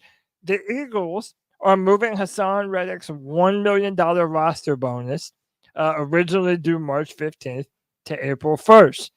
This, in theory, buys Philly time for a potential trade before having to pay the man. Listen, man, I think that Hassan Reddick was the best pass rusher that the Carolina Panthers have had on their team in the past 5 years, Tony Dunn. He was better than Brian Burns from a numbers perspective on 3 different teams. He was the better than Cardinals, him, not the just Panthers, and the Eagles. Listen, that is baby Von Miller. Hassan Reddick was an incredible player. I want to bring him back to Carolina. We should have never let him leave the first time. Tony, this is the hill that I'm dying on. Bring Hassan Reddick home. Why do you want to bring him home, Cody? Dare I say he's a dog? Say it one more time. Let everybody know how much of a dare I say he's a dog. Poor Hassan Reddick is a dog that nobody wants to own. I feel terrible for this guy. Weird to me. Like It's this bizarre. dude is a game wrecker. Like he is a game wrecker. Like we've seen it when he went to the Eagles, man. He was making plays. He had 18 constantly. sacks or something that year. Dude, the past 3 years in a row. No, like the past 4 years in a row, he's had plus 10 sacks. Like, dude, if that's not your primary pass rusher, I don't know what is. He's perfect for 3-4 too. Yes, because you just sending them. Just send them. Just send them. Send them every time. You know, that's what his role is. I feel bad for my man. Is this dude? First of all, the Carolina Panthers didn't want to pay him. He did get money by going to Philadelphia. He got paid. He did get paid. He fucking balled out. Yeah. And then they're like, I don't understand it. And he's still been like a scratch from Pro Bowls, right? Even that first year when he was in the Eagles, he didn't make it. Brian Burns made it over him that year. Reddick. And dude, I was on that even then. That was such a 4 sacks, more everything. Such a fraudulent dude. He got robbed of the Pro Bowl that year. And I'm tired of this Pro Bowl shit. Did you see White Chocolate said this about that year that Brian Burns made the Pro Bowl that the Tyler Huntley or guy made it to? Oh yeah, the quarterback. I don't remember. Yeah. Who is he was played for the Browns for a minute and now he's a backup for so it shows you like when everybody hangs their hat on 2-time Pro Bowler. I don't get this though. Look, I would love to have Hassan Reddick back here, but I don't want him here because look, we can't afford to pay him what he's worth. Oh bullshit. We can pay him a decent contract. He deserves big money, bro. He deserves Brian Burns money now. Fuck yeah, up. but I don't think he's getting Burns money. Like they're not. Hassan Reddick is not about to reset the market.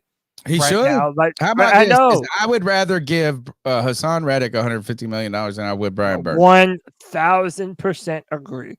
1,000%. You know what makes this worth? It also shows that the Pro Bowl, it's just a popularity contest, man. Like the fact that Burns got in that year over Hassan Reddick, like that's embarrassing to me. You know what makes this worse? When you say that you're like, oh, bullshit. The Falcons have been adding, bro. They got my boy Rondell Moore now out there. Little fucking crazy man going all over. He could be a punt returner. He's a crazy wide receiver. He's like a little miniature Steve Smith. He's even small. But look, the Falcons, guess what?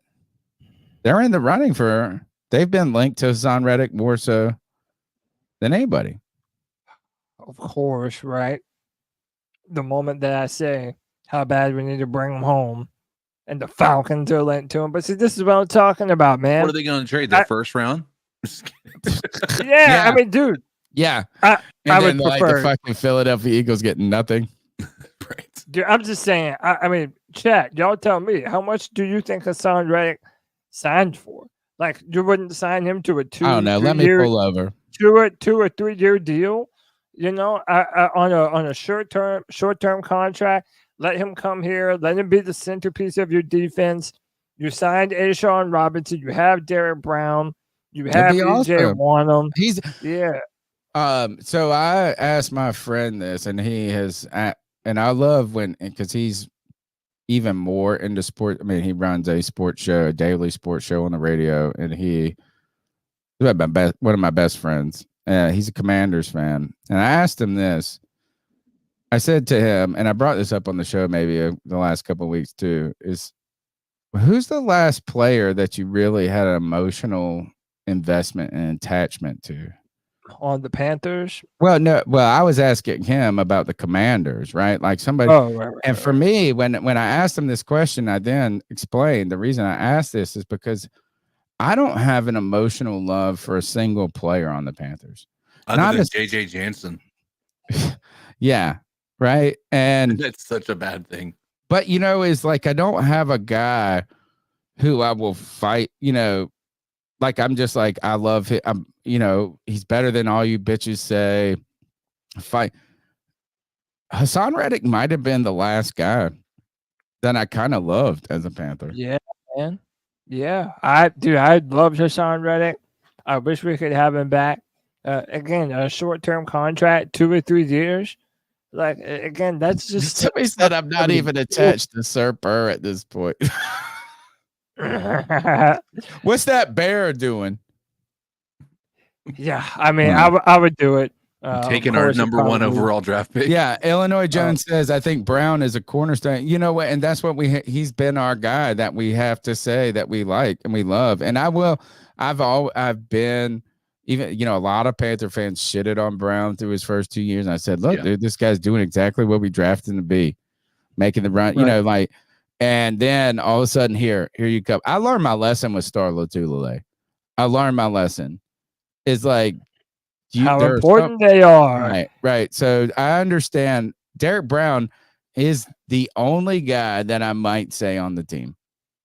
He's the only one that I might say. And then Bryce Young is there because you need him to be. Yeah, you like right need now, him. Right. I don't think we can put. Let's be real about it. This dude, if he was a rah type of a leader, then maybe.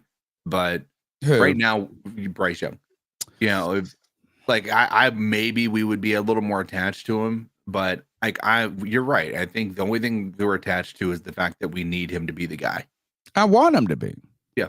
I want him to be. And I like his little adorableness in some ways, but I did tell you guys last year, I said, at what point, or I asked this question, I didn't tell you, I asked you guys, at what point in the season does everything's great, we got to just keep doing like the perfect answer? Right. So Cam is an imperfect speaker. Right. Cam Newton, my favorite player since Julius Peppers, is an imperfect speaker. He mixes his words up all the time. I do it all the time. I mix people's names up. Maybe that's why I love him in so many ways.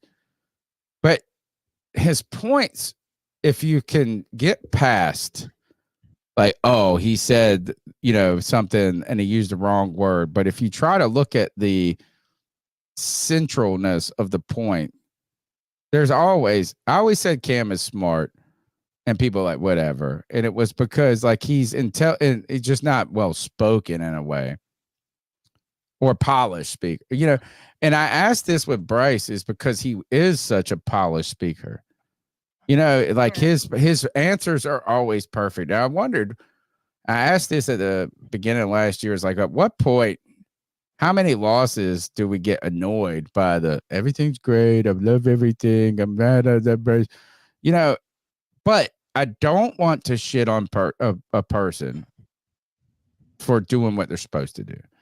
So I don't need to shit on Bryce Young for saying what you should say. He says those things. I mean, like you should, those are the right things to say. Just like Chase Young said he wanted to join a winner.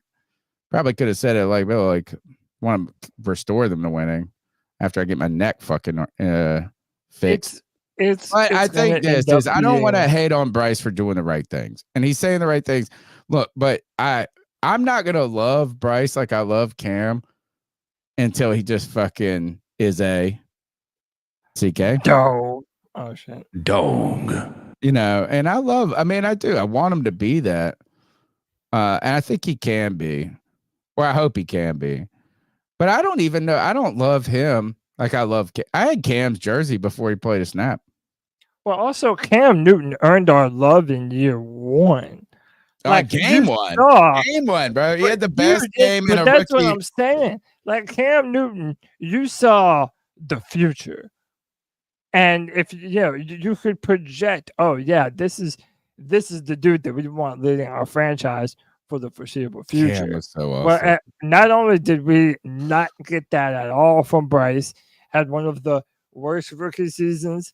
Wait, who said that, Tony? One of the worst rookie seasons since I don't know. before Vietnam. He said Before Vietnam. Vietnam.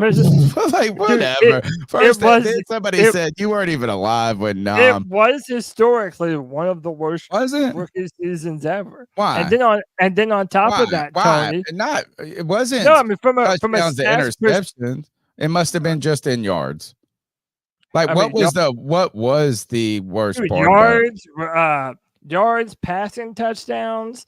Dude, there was I think he still had like 13 to 11. Statistically one of the worst rookie seasons ever. But also, unlike Cam Newton, Tony, he's 5'10", 190 pounds. I know. So it's like you were He's not my already type. He already he's had not my to, type, Cody. He already had to win over so many different people because of his deficiencies in the size category and the strength category and the maneuverability type of category that he was already kind of behind the curve. So we're really going to have to see a jump in development from Bryce if Panther fans are ever going to start to be feeling good about the chances of this team. I wonder why it's considered the worst ever. I mean, look, he had 2,877 yards. He didn't have very much, but he did have one more touchdown than interception. All right, man, it was only 11. It was just unproductive. Yeah. I feel like that might be a little exaggerative. That it's the worst. It just was unproductive. 5.5 yards an attempt. Anyway, let's take another call. Look, I got somebody in the hole. I said we'd play them. Yep. We're not going to make them wait any longer. They already waited 15 minutes because we were talking about CK. We were talking about dog. Hey guys, it's the growl that makes him howl, aka Joey the Blind Panther. What's up, dog? Sorry, I can't do it like CK.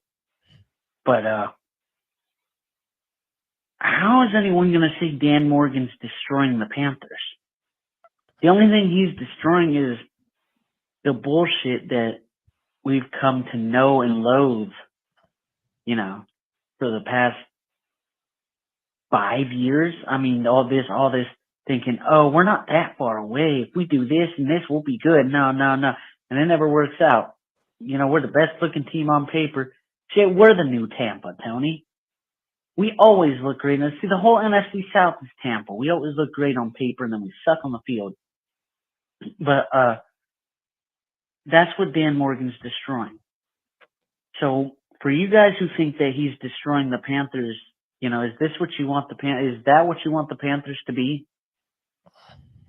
Because, he actually, he's a football guy through and through. He's played football. He's been in the scouting departments of several teams that have, actually gone somewhere in this league. Yeah, he knows what he's doing. And he loves the Panthers. So I think it's foolish for anyone not to give him a chance. And I'm not saying that this is what this podcast is doing. I think quite the opposite. Even though we're in wait and see mode. Because, last year we were buying the hype at this point. This year, you know what? It looks great now. But will it look great in September? That's what we want to see. Anyway, guys.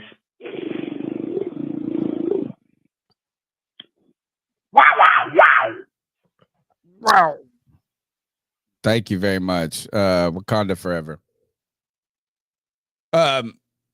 David Screws, what is the breaking news? Tell us. I saw something I did. I went right away to X, the dead platform. He put David, it said Falcons are screwed, tampering charges. Kirk Cousins could be facing jail time and losing first round picks. Yeah, I kind of. You know what he's gonna get jail time for is embezzling all that. Nah, man, like I got mad respect for Kirk Cousins.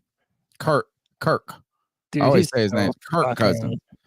Overrated. Tucker makes more money than anybody. Oh, so what? Are we really going to do this whole thing again? No, we're not going to do. Why? You're the one that does it because you're like, No, so what? Yeah, because you have to fucking slob game. his knob every single time we talk about Kirk Cousins. Okay.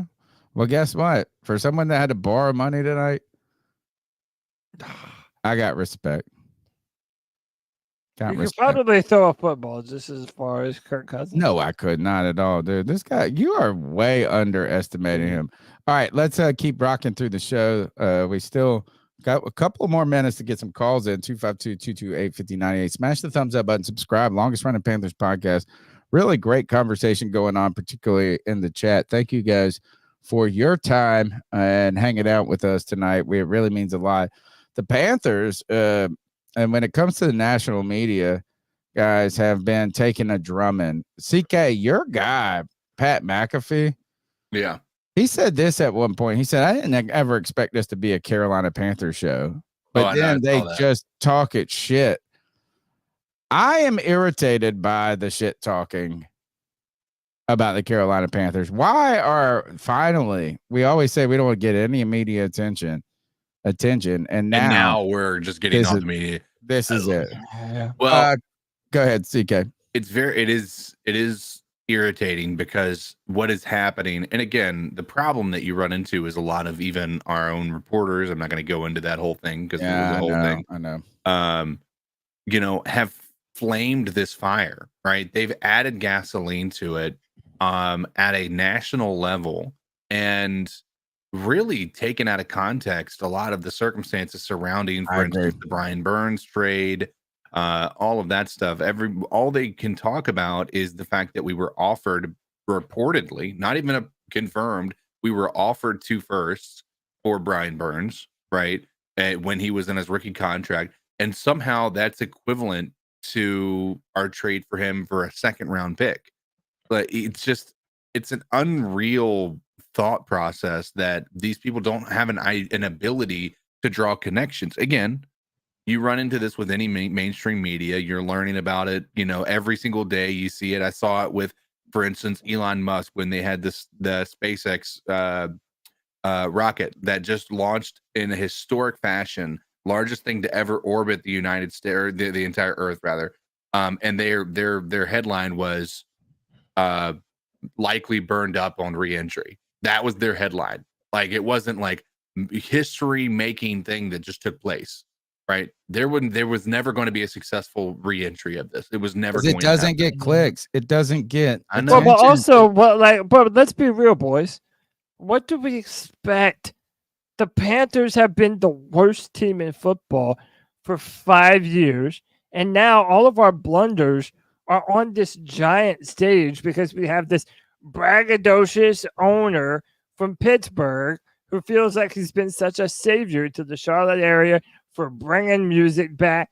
But also, I mean, this talk when it comes to Brian Burns and this narrative that we sort of talked about last week, Tony and CK, that the Panthers got fleeced because of this trade that apparently they had last year with the Los Angeles Rams, where they had 1st round picks available for Brian Burns, and they chose not to take it. This is from Shannon Sharp, right? Shay. This is from Shay. Yeah, so this is from Shannon Sharp. After he got his back beat in, he said this. He said Carolina, they lose Brian Burns. They get a 2nd and a 5th from the Giants, but they just paid a guard $100 million. They got him from the Dolphins, Robert Hunt. Afterwards, they allowed linebacker Frankie Louvu to leave. 3 years, $36 million to the Commanders. This lets you know they don't know what the fuck they're doing. They previously turned down a pair of 1st round picks from the Los Angeles Rams. Antonio Brown, we need your help. Go ahead. Bro, he was not the only one talking about the Carolina Panthers. I saw the clip coming from Colin Cowherd, who's never traditionally been a big fan of the Panthers or even Cam Newton, but he would even go on to say Carolina is without question on a heater as the worst team in the league for half a decade. They're a mess. Say what you want about Cam Newton. They were fun when he was there. They didn't win all the time, but they were fun with Cam Newton. Undeniable. Cam made them a good watch. You could buy a season ticket, go to a game, and have fun watching Cam True. This is unwatchable. And All Tony, true. listen, I That's know a true. lot of fans, Panther Pickle, it said he muted Pat McAfee. There's a lot of people that are like, they don't want to hear all this shit that people are talking about the Panthers. But listen, if my argument, Tony, is if you're a Panther fan, I don't know why you would expect anything different. And the Panthers, only the Panthers are going to change this narrative about them. Yeah. Based on what we have done, we are not entitled at this point to anyone in the media saying anything good about the Carolina Panthers when everything that we've done for the past half a decade has amounted to shit on top of a hill. Go ahead. That's not an incorrect take, to be fair. I don't think anybody's expecting people to talk about us positively. What I would expect from journalism, and again, this is an expectation that isn't going to be met at any level of journalism, is honest integrity, right? And the fact of the matter is, using this thought that Brian Burns we were offered 2 first-round draft picks for Brian Burns is incredibly misleading, right? It makes it seem like we were offered context. Right. It makes it seem as though we went and traded him to the Giants in lieu of going and getting 2 first-round draft picks for him. Right. That's not what happened. Right. When we turned down those 2 first-round draft picks, we really believed we were going to be able to build something beyond that. We were still in the potential, at that time, we still had the potential to do something that we didn't know what that was. We realized this offseason that we needed a rebuild. We had been doing this retooling for too long, right?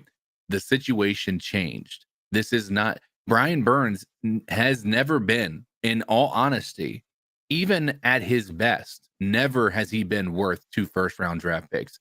If the Rams would have paid 2 first-round draft picks for Brian Burns, it would have been the biggest fleece on the planet. Yes. Think of the other team's perspective, right? Or how about what if the Giants would have come in and said, we're going to give you a first and a third?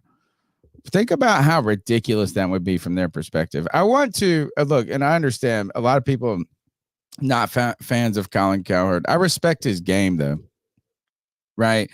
And that he's not an analyst as much as he is a talk show host. Right. And so what he is trying to do is to develop an individual conversation each day. So it doesn't have to have continuity from last week or last year. Colin Cowherd, one person pointed out on Twitter, I wish I could remember who it was. And they said, didn't he say we were going to win the division last year because of all the, we were the dark horse for him. Colin Cowherd is very good at doing what he's supposed to do, which is soundbite, this and that. So he isn't wrong, though, on them being on the worst heater in a while. Yeah. Right. I am more disappointed in Shay after he got his back beat in and Chad Ochocinco and these people, because to me, and obviously I said this, my piece about Sheena and all these on Pat McAfee, is I think it would be irresponsible to be the people that paid Brian Burns $150 million.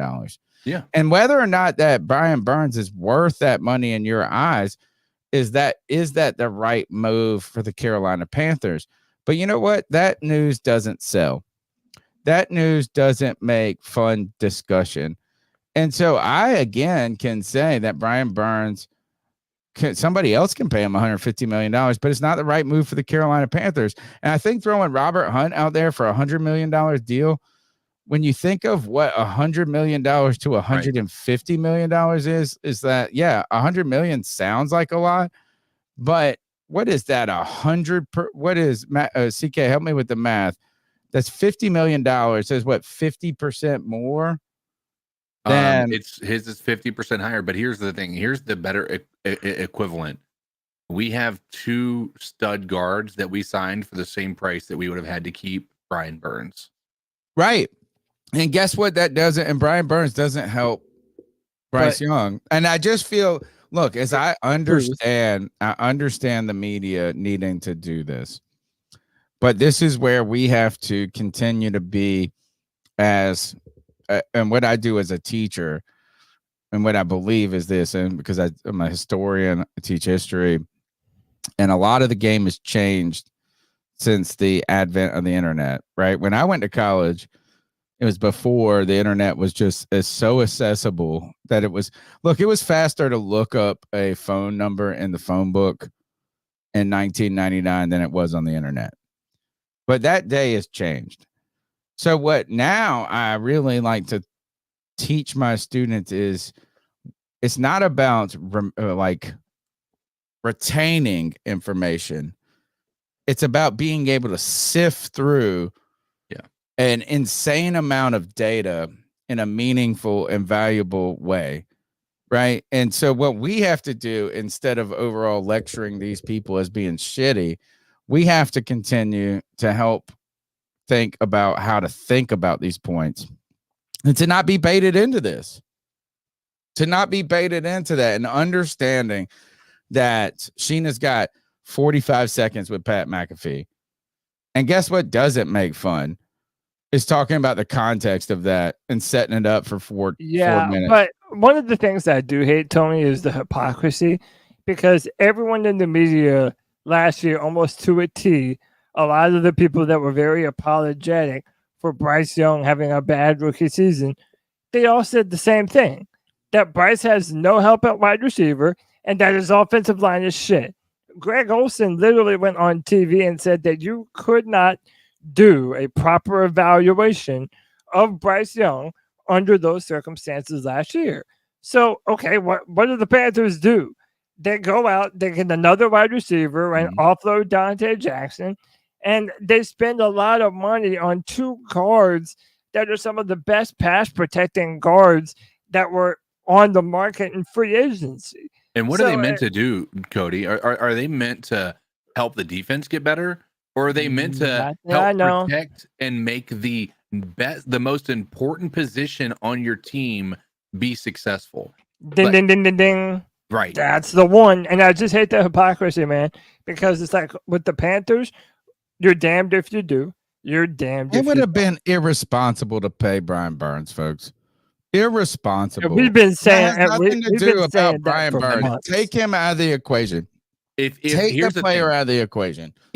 Here's what the funny thing. All these people were complaining that we didn't get at least a first for Brian Burns. Those are the exact same people that would say the Giants made a mistake trading their first round draft pick, which is a high first round draft pick this year, and paying Brian Burns $150 million. Right. And those are the same people that would condemn the Giants for doing that because it makes no sense. And then they would start pulling up Brian Burns stats. Then they would start to show that. So it's all a matter of perspective. It's like you said, Tony, they're doing what they need to do. They're creating a rage. They're creating a soundbite. They're creating I want to say clickbait, but look here. The Panthers are we are the new Cleveland Browns. It is that we are we are what we're talking about. Yes, we are. We are the punching bag of the NFL from a media perspective. It's more easy. It is more easy to beat up and push and shove on the Carolina Panthers than it is any team in the NFL. It's like we're that kid that the bully put the kick me sign on their back. Okay. I want to draw the parallel for you. Why I agree with Cody, Tony, is remember one of the most frustrating things about the Browns where they would fire their coaches after a season or after 2 seasons, right? And so the media were all over that all the time, and they were a bad team. They would constantly have a top draft pick, and they could never do anything with it. They would bust every single time they would get a top draft pick. They finally started to be able to build a good team here in the past 4 or 5 years. But before that, for a decade, they would have a high draft pick. They wouldn't keep their coaches. And it was just a revolving door at quarterback. What has the Panthers been for the last 5 years since Cam Newton left? Okay. I mean, but you could also say that about the Bears. You could say about the Commanders. You could say that about there's a lot of teams. But that's not what I want to argue about, is whether or not we're the shit of the NFL. What I do want to just understand is that these clickbaity titles. Look, the C3 Panthers podcast originally started as CarolinaCatChronicles.com. It wasn't the podcast. I thought we were going to have a fan site. I would spend hours on hours every day writing fan posts on CarolinaCatChronicles.com, courting people. Now, if we had this army right now, if you guys, by the way, I still pay for the website. So if you want to write anything, we can put it out there. But here's the issue with, I will spend, because I like to write, I will spend a lot of time writing something and we'll tweet it out. And you know what people will do? They'll comment about it, but they won't read it. So really what you could do is build a website where you didn't write any articles, but you just wrote headlines. And that's what I'm saying is that's why the media is interested in Brian Burns, because it's a headline, not because it's a real story. I think now, that would if be it comes, hysterical, by the way, if you did that. Maybe that's what I should do. Just to see how many people just comment rage and tell you don't know what you're talking about without actually finding out that there was and then no you real just article. Put what's that Sweeney? Can you guys tell me where the Sweeney girl with the great tits? Sydney Sweeney? Where did she come from? Where did she all of a sudden she is the internet? Remember, I told you on before. I told you. You didn't like her. You like the darker skinned girl, right? Yeah, but Zendaya. Zendaya is beautiful, but bro, she's got them chesticles. If you know what I'm saying, dog. She's, oh my gosh! But and I know how you know about her because Antonio Brown kept on posting a slew of. I love it. No, she's all over the internet. Maybe it's like because the algorithm knows I like. She's like she's like the new it girl. You know. Oh, I'm well, duh. How could you not be? How could you not be? I mean, she isn't the not it girl. All right. What else we got? Nothing else, right? Is that the end? All the calls are done. I want to put out this. I want to say this. I want to say thank you to all the people that are listening. Thank you. Incredible turnout for us each and every week, man. You guys really mean a lot to us. One small way, other than you just being here, you can help us, is to smash the thumbs up button, subscribe if you're on X or if you're on Facebook, share it, like it. I'm telling you, I know it just sounds like nothing or a lot. The share to your page, wherever you're watching this, lets new people find the podcast. Not just a like, but a share is a tremendous thing that you can do. For $1.99, you can be a C3 super fan. And you can continue to support the podcast in other ways, like going to CarolinaCatChronicles.com, checking out. Cody, can you put up a couple of the gear real quick? We're not good salesmen. We got the good mug. Best thing you can get. By the way, Stripe is about to cancel my account because it's still under Joey's name, and I have to try to negotiate it with him. So this could be only a month left before you could not get this ever again. And working on that, t-shirts, all of that jazz. But really, the best thing you can do is just hang out with us each and every week. We're here on Tuesday. On Friday, Cody does a free-for-all. One day, Cody is going to care about the draft. How about this? Am I wearing Cody down? Do you not care about these prospects? Yeah, I definitely do. But where are you then? Definitely convince me to care, bitch. Oh, hey, you don't care about anything. I know. Every time I show you a good show, you have to be this old curmudgeon. It's not. It's not. It's good. It's good. It's good. Game of Thrones. It's okay. You just like it for the tits. Bro, oh, I do love it for the tits. Hey, but let me tell you. Hold on. You want to talk about Choco for a second? Yeah, before we do, man. No, I wanted to double down on your point. Dude, C3 Nation has grown so much. We call ourselves the Legion because we are a Legion, bro. You are C3. We've had so many new fans that have joined in the recent weeks and months. And we want to let y'all know that this is your podcast, man. Not only can you come on the show every Friday at 7 p.m. for the free-for-all, but also if you follow our boys on Twitter, they're always doing C3 Twitter spaces where everyone can be a part of those conversations with Diesel Skills, Panther Pickle, Anthony, G Baby, Kobe. All the boys are always doing the work, man. And hey, man, we respond to people too. So if you would like to reach out to us on Twitter and just comment on the show or just be a part of it in any Get way, involved, man. bro. Yeah, Let's build a this brand is together. your show. We are all C3. You put C3 in your name, man. We have like a full Twitter army of people that rock C3 24 hours a day, man. And we're happy to have y'all part of it with us. All right. One thing is the real C3 AP says GOT tits, incest, and war. You want tits and bloodshed? You know, I can one up Game of Thrones. Go watch Spartacus. Oh gosh, yeah, that was It's such the a good best, show. dude. Show. Oh my gosh, Great tits show. everywhere, heads getting cut off.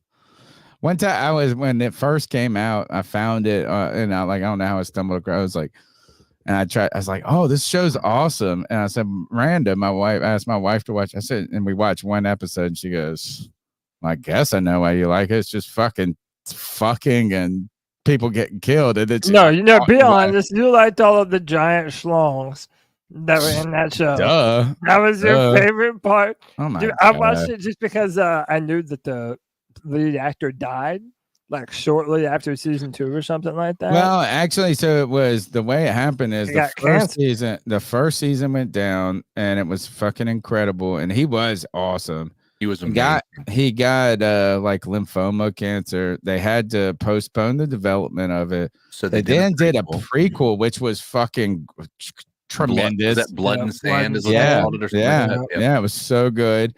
And then he came back and died while they were making the show. Yeah. And then so they had to replace him. And I mean, it was still good. Like everything was awesome. It was it was just great. It was such a great show. Have you watched all of show? Have you watched every episode of Shogun? By the way, there's a brand new episode tonight at 10. Oh, cool.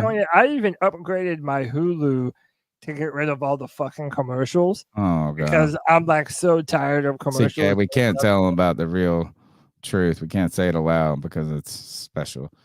No, I know. Let me celebrate Shogun a couple of things. Number one, I think the cinematography is very good. Right, like all the shots, the camera, like the look to it, beautiful. Right, it's a beautiful show. Being a professor of history, I'm guessing you like the accuracies around that. You know, I'm not very familiar with Asian, like We're talking the East Shogun on FX, by the way. I'm not super familiar with the East Asian or like East Asian, Eastern history, like to that point, particularly where Japan's like getting involved in the world. So I will have to like brush up or look into how accurate it is. I think the acting is good.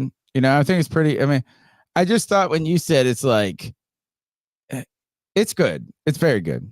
It's just like you were like the main character be on cable. Dude, the main character, John Blackthorne is one of the English guy, best my main least favorite characters. person on the fucking show.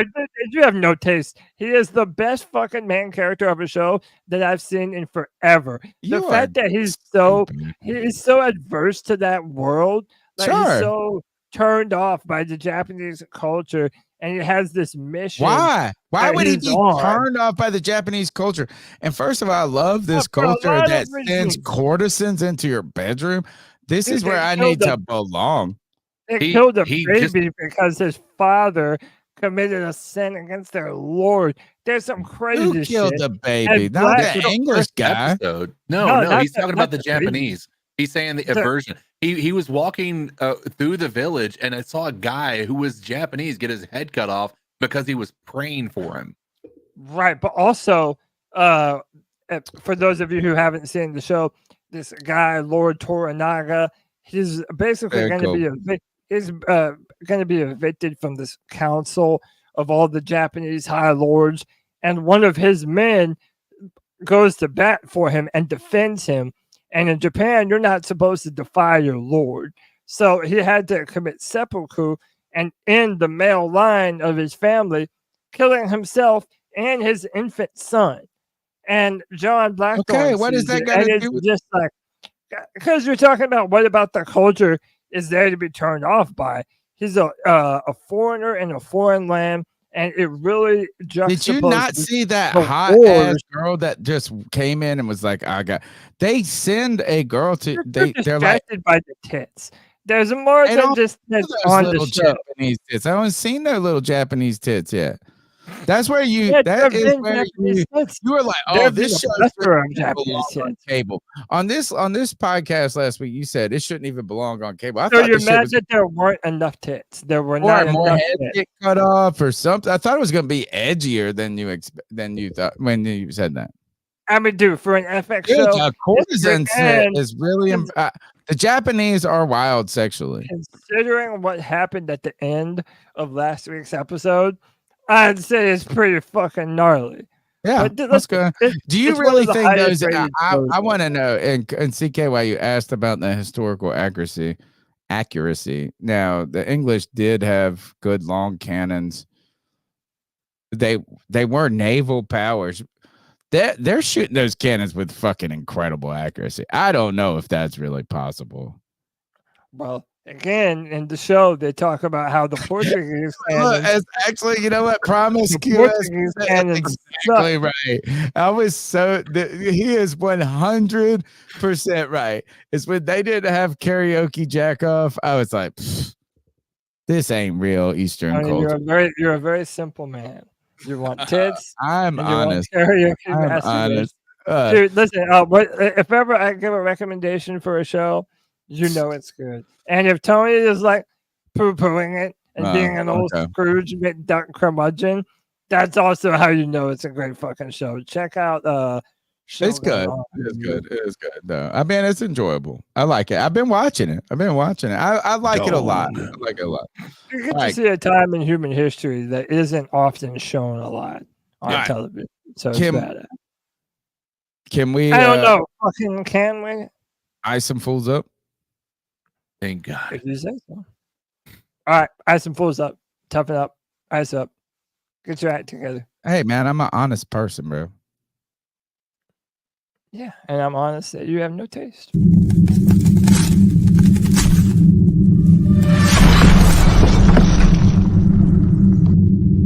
Ice up, son. Ice up. It's the longest running segment on the longest running Panthers podcast. This is where we step outside of football, or we can do whatever the fuck we want. It's the ice up segment where we tell someone to ice up, toughen up, get it together. It's our homage to Steve Smith. Guys, we've always got a few to go. We always have to announce how many we got. I got maybe 3. I can't play all the videos for all of them or get picked. What do you got, Cody? Let's go around. I have 2 of them. Okay. I got 2.5. CK, what do you got? I got 1. Okay. Let me start with, can I start with the most depressing of this? If you insist. Gosh, I know it stinks. This one just why do you have to bum me out all the time, dude?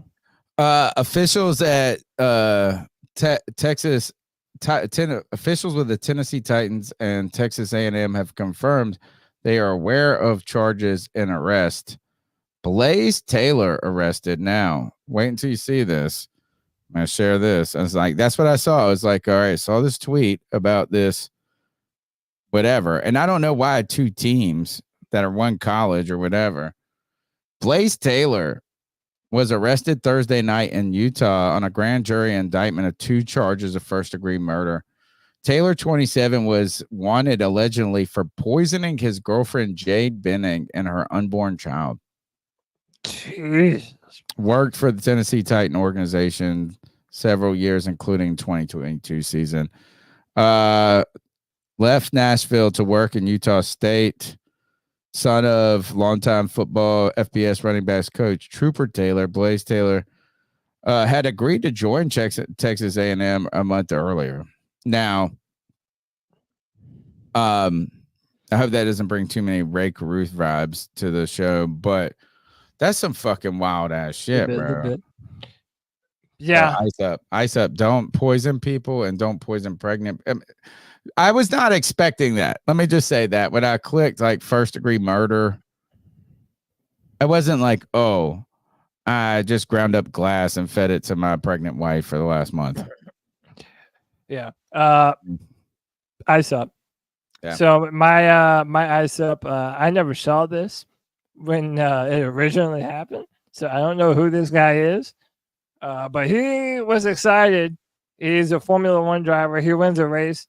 Probably got a little bit too excited.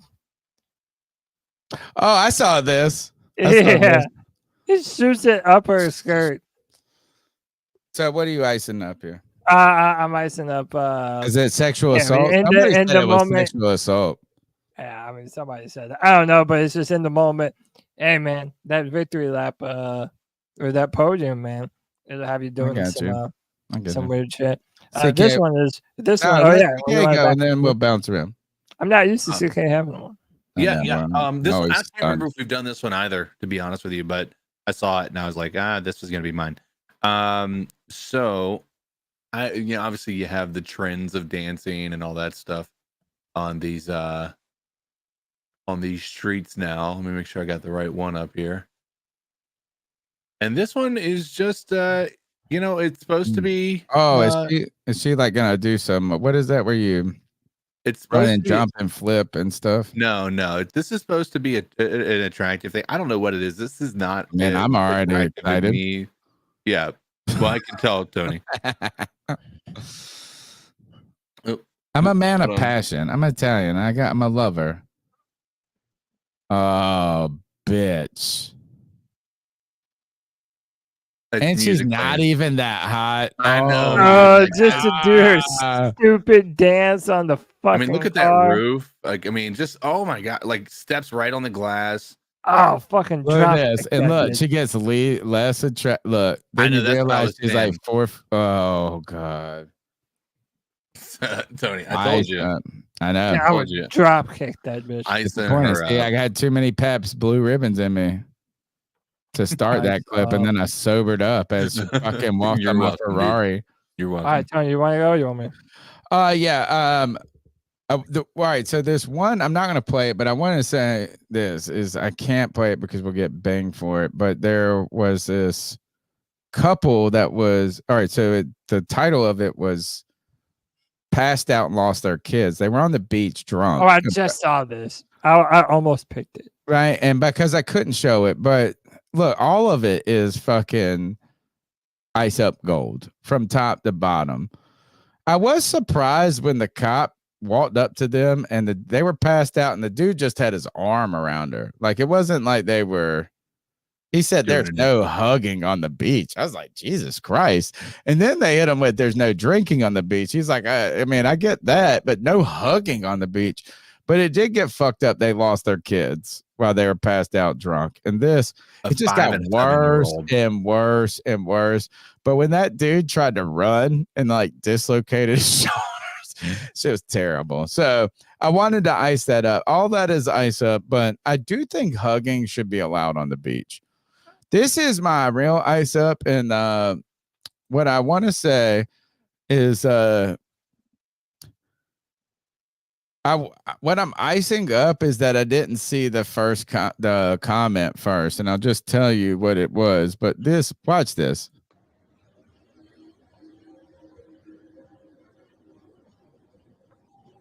What?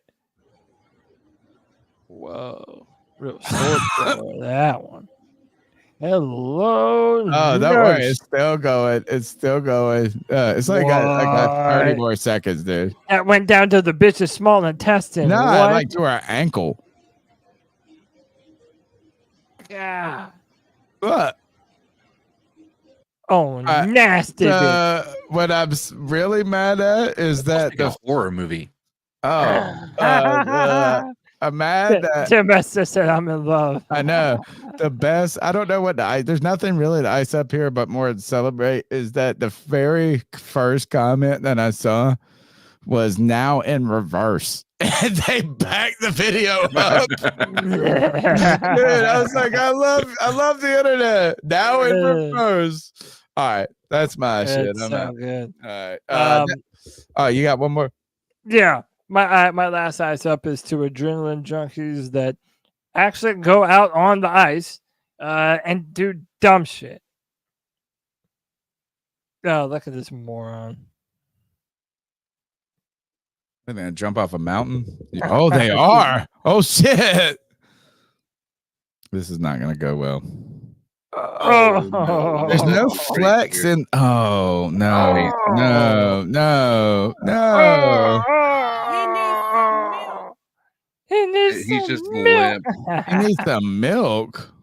Yeah, you never heard that before? Bro, that's an old meme. Oh god. Hey man, so yeah, before you go kayaking down the side of a fucking mountain, maybe decide not to, you know? So Panther Gal said my kid's sitting here reading to me and we're watching this on mute. Panther Gal, please don't make me make the worst oh, she can't hear me. I can say whatever I want right now. Oh my gosh, that's just too much open field right there. ICEP to all of them. Yeah. It's the C3 Let's get out of here early for once. Holy shit. It's the C3 Panthers podcast brought to you by CarolinaCatChronicles.com. Every Tuesday night, we chop up the latest Panthers news and opinions from the fan perspective. Each and every week, I do it with my homeboys, Cody Lack to my left, CK underneath me here. But he's the best. These guys are the best. Y'all are the best.